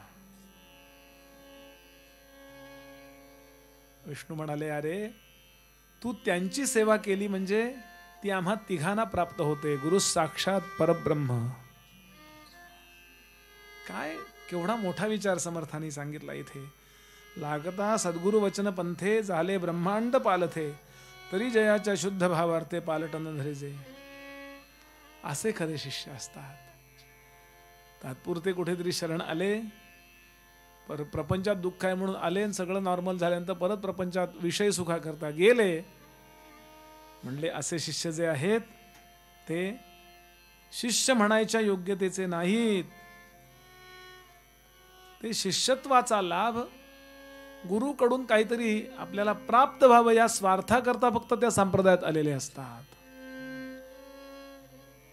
वर्णन केले त्यांनी, दात वर करून एखादं कुत्र हाड चघळतं ते उदाहरण दिले. वरती करून दाताळी श्वानपुत्र हाडे चघळी, तैसा विषयी तळमळी विषय सुखा कारणे. रासभे राखता जन्म गेला, तो पंडितामध्ये प्रतिष्ठिला, नवचे तैसा आसक्त आला, परमार्थ नाही. गुरुची कृपा महत्वाची आहे. आपल्या प्रपंचाचं कमी जास्त झालं तर त्याचा विचार कधी करत बसू नये. आपण मागावं, मागू नये असा अर्थ नाही आहे, पण त्यांची इच्छा महत्वाची हा विचार करावा. तेही पुन्हा शरण जावे सद्गुरूंना. सद्गुरू संतोष व्हावे, कृपादृष्टी झाली अभावे पुन्हा शुद्ध. आणि असं सांगून समर्थ सांगतात, नुसते गुरु बदलून बदलून नाही का, गुरु बदलतात लोक. हे पूर्वीपासून आहे, आजच आहे असं नाही. या संप्रदायात आले. मलाच एक जण भेटला होता गजानन महाराजांकडे, याला शेगावला वारी करत होता. तो म्हणला 21 वाऱ्या ठरवल्यात असं मला बोलून गेला. काय 5-7 वाऱ्या झाल्या पौर्णिमांच्यात. मला भेटला, काय म्हणलं, कशी काय? सोडून दिली म्हणलं वारी. का काय महाराजात दम नाही म्हणला. असंच म्हणला. म्हणलं असं कसं काय म्हणता तुम्ही, असं बोलू नये. कसलं काय म्हणला? ज्या कारणाकरता वारी सुरू केली काहीच झालं नाही. म्हणलं कशा करता? म्हणलं माझी बायको जी आहे ना, तिची खूप इस्टेट आहे, मग ती मिळावी म्हणून वारी करत होतो म्हणला मी. आई वडील आजारी होते, तिचा एक भाऊ वेडसर आहे, त्याला अटॅक आला होता पॅरालिसिसचा, तो मरायला टेकला होता. ते तिघही मारावेतनी इस्टेट मिळावी याकरता महाराजांची वारी करत होता. 5-7 वाऱ्यानंतर तो मुलगा शहाणा झाला, त्याला नोकरी लागली, आई वडिलांची तब्येत ठणठणीत झाली. म्हणलं काय महाराजात दम आहे? असा चाललाय परमार्थ, मी गंमत नाही करत आहे. असे लोक आहेत, वाईटा करतात. समर्थ सांगतात हे शिष्य म्हणायच्या लायकीचे नाहीत. काहीतरी आपलं म्हणतात तसे आहेत ते. म्हणून त्यांची उपेक्षा नाही करत आहेत समर्थ. त्यांनी पुन्हा शरण जावं आणि खरं गुरुला सांगावं, माझं कल्याण कशात आहे ते मला दे. आपल्या स्वतःच्या स्वार्थाकरता काही मागण्यापेक्षा माझं कल्याण कशात आहे ते मला दे, असं सद्गुरूंना म्हणावं. सद्गुरूंच्या कृपेचा लाभ घेताना माझ्यापेक्षा सद्गुरूंना जास्त कळतं. मी उदाहरण सांगतो आणि थांबतोय. कधीतरी ऐकलंही असेल तुम्ही. एका गावाला मी कीर्तनाला गेलो होतो, तिथे घडलेली घटना आहे. रामनवमीचा उत्सव होता. आम्ही 3 जण वरती उतरलो होतो जिथे. तर एक जांभळंवाली बाई आली, जांभळं विकणारी, आणि ती जोरात जांभळं पाहिजेत का जांभळं, आणि जोरात बोलली, अहो तुमच्याकडे बुवा उतरतात ना, बुवांना विचारा. आणि मला ऐकू जाईल असं बोलली. त्यांना माहिती कुठं त्यांनी काय म्हणतात तसं व्यापाराचं शिक्षण घेतलेलं असतं कोणास ठाऊक. आता त्यांनी घेतले, ते घेणार होतेच. आमच्या ते ज्यांच्याकडे आम्ही उतरलो त्या घेणार होत्याच ताई. 100 रुपयाची जांभळं अंगली एवढी पातेल्यावर टोपलीवर घेतली. त्यांचा एक मुलगा होता 4-5 वर्षाचा. तो लहान असा खेळत होता त्या जांभळेवाली बाई बरोबर, ते तिथे शेजारी असा लहान होता. ती म्हणली, ए बाळा इकडे ये, तुला जांभळं देते, फुकट घे, तुझ्या हाताने घे. तो म्हणला, नाही मला आईने शिकवलंय, घेऊ नये. ये रे, काही म्हणत नाही आई तुला, घे, बिंदास घे. मी वरनं पाहत होतो पाठांतर करता. सकाळची वेळ 9-10ची. आणि त्यानं घेतले नाही जांभळं त्या मुलानं. शेवटी त्या बाईनं त्या मुलाला धरलं, इकडं ओढलं तिच्याकडं, आणि स्वतः आपल्या हाताने चांगली जांभळं त्याच्या शर्टात अशी दिली. जा तिकडे धुवून खा म्हणाली. तो असा आला, धुतली जांभळं खात बसला. 11-12-1 वाजता त्यांचे मिस्टर होते, ते बँकेत कामाला होते. ते म्हणले, बुवा तुमच्या पंक्तीला येतो मी बरोबर. मग आम्ही 4-5 जण बसलो होतो. मुलगाही माझ्या शेजारी बसला, वडील, आम्ही 2-3 साथीदार आमचे. आणि त्या ताई वाढत होत्या. वाढता मी म्हणलं, ताई काय घरात संस्कार आहेत तुमच्या. सकाळी मी पाहिला प्रसंग, तो वरून पाहत होतो की तुमचा मुलगा शेवटपर्यंत जांभळं घेत नव्हता त्या जांभळवाल्या बाईकडनं. आणि मला आईने शिकवलंय अशी जांभळं घ्यायची नाहीत, परकी वस्तू घ्यायची नाही, असं मला आईने शिकवलंय असं सांगत होता. असे संस्कार पाहिजेत. मी हेच कीर्तनात सांगत असतो म्हणलं. मुलं पण काही वेळा आबरू काढतात. तो मुलगा म्हणला, बुवा तसं नाही आहे, मला आईनं सांगितलंय तुझ्या हातानं घेत जाऊ नको, म्हणजे ती देईल तर भरपूर मिळेल.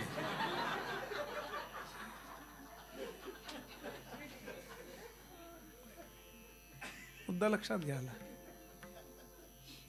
सद्गुरूंनी मांडलेल्या वस्तूपैकी आपण आपल्या मुठीनं किती घेऊ आणि सद्गुरू त्यांच्या मुठीनं किती देतील याचा विचार करा. म्हणून कधी आपण चॉईस सांगू नये. यालाच तर गुरुभक्ती म्हणतात ना.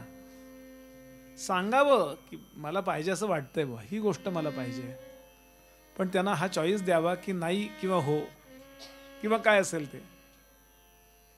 अशा पद्धतीने जर मी शरण गेलो तर परिणाम असा होतो की मी त्यांना प्रिय व्हायला लागतो. आणि यानंतर कशा पद्धतीनं ज्ञान ते देतात याचा विचार उद्याच्या प्रवचनात आपल्याला करायचा आहे. ह्या आपण अशी प्रार्थना करतो. काही गोष्टी रिपिटेशन्स खूप वेळा माझी कीर्तन ऐकली, त्यांना दृष्टांताची किंवा काही आवृत्ती होईल तरी या, नवीन असेल तरी या, काहीतरी एखादं नवीन असतं, काही जुनं असतं, असंच ते असतं बरं. आणि आपण इथे बसू. तुमच्या निमित्ताने माझ्या अंतःकरणामध्ये दासबोधाची आवृत्ती होतीये, हे आपले उपकार समजतो मी माझ्यावरचे. आणि इथेच विरमतो. आपण सगळ्यांनी माझ्या पाठोपाठ 2 श्लोक म्हणा. माझ्या पाठोपाठ नाही, माझ्या बरोबरच म्हणा. आणि 2 श्लोक म्हणेपर्यंत आरती लावा अशी आपल्याला विनंती. सह्याद्रीगिरीचा विभाग विलसे मंदार शृंगापरी, नामे सज्जन जो नृपे वसविला श्री उर्वशीचे तिरी. साकेताधिपती कपी भगवती हे देव ज्याचे श्री, तेथे जागृत रामदास विलसे जो या जना उद्धरी. शुका सारिखे पूर्ण वैराग्य ज्याचे, वसिष्ठा परी ज्ञान योगेश्वराचे. कवी वाल्मिका सारिखा मान्य ऐसा, नमस्कार माझा सद्गुरु रामदासाचा. जय जय रघुवीर समर्थ. वेदांत संमतीचा काव्य सिंधू भरण, श्रुती शास्त्र ग्रंथ गीता साक्ष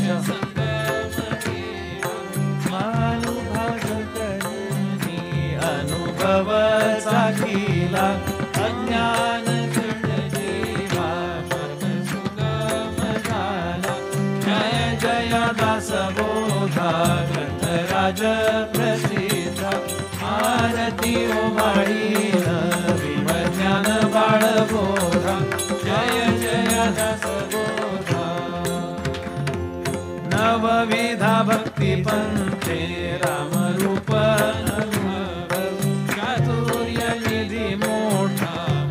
चक्र उगवी. हरिहर हृदयीचे गुह्य प्रगट दावी. बदली सिद्ध झाले असंख्यात मानवी. जय जय दासबोधा ग्रंथराज प्रसिद्धा. आरती ओवाळीन विज्ञान बाळबोधा. जय जय दासबोधा.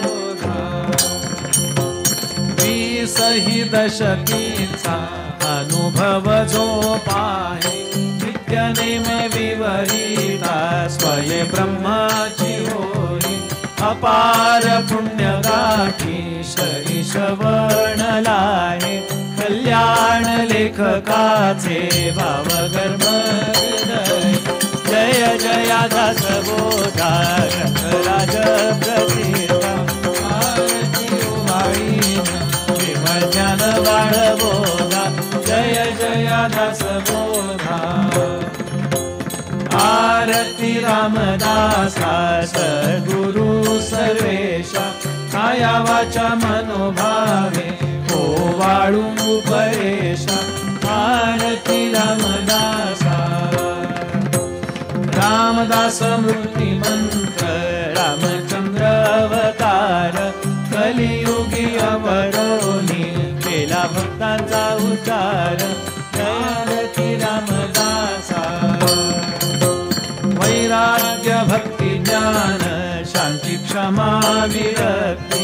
विवेक सारंकृत क्षमा दया सर्वभूती.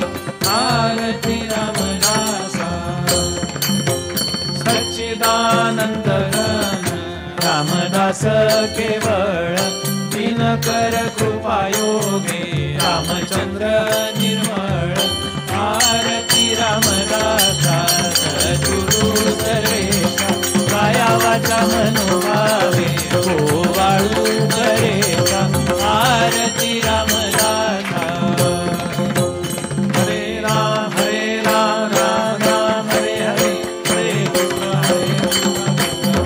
हरे हरे हरे राम राम हरे हरे. हरे राजाधिराज प्रभु रामचंद्र महाराज की जय.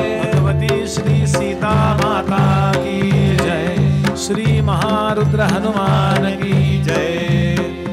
योगीराज श्री कल्याण स्वामी महाराज की जय। सद्गुरु भगवान श्रीधर स्वामी महाराज की जय। सब संतन की जय। दोन श्लोक डोळे मिटून म्हणूया. सदा सर्वदा योग तुझा घडावा, तुझे कारणी देह माझा पडावा. उपेक्षू नको गुणवंता अनंता, रघुनायका मागणेची आता. उपासनेला दृढ चालवावे, भूदेव संतासी सदा लवावे. सत्कर्म योगे वय घालवावे, सर्वामुखी मंगल बोलवावे. जय जय रघुवीर समर्थ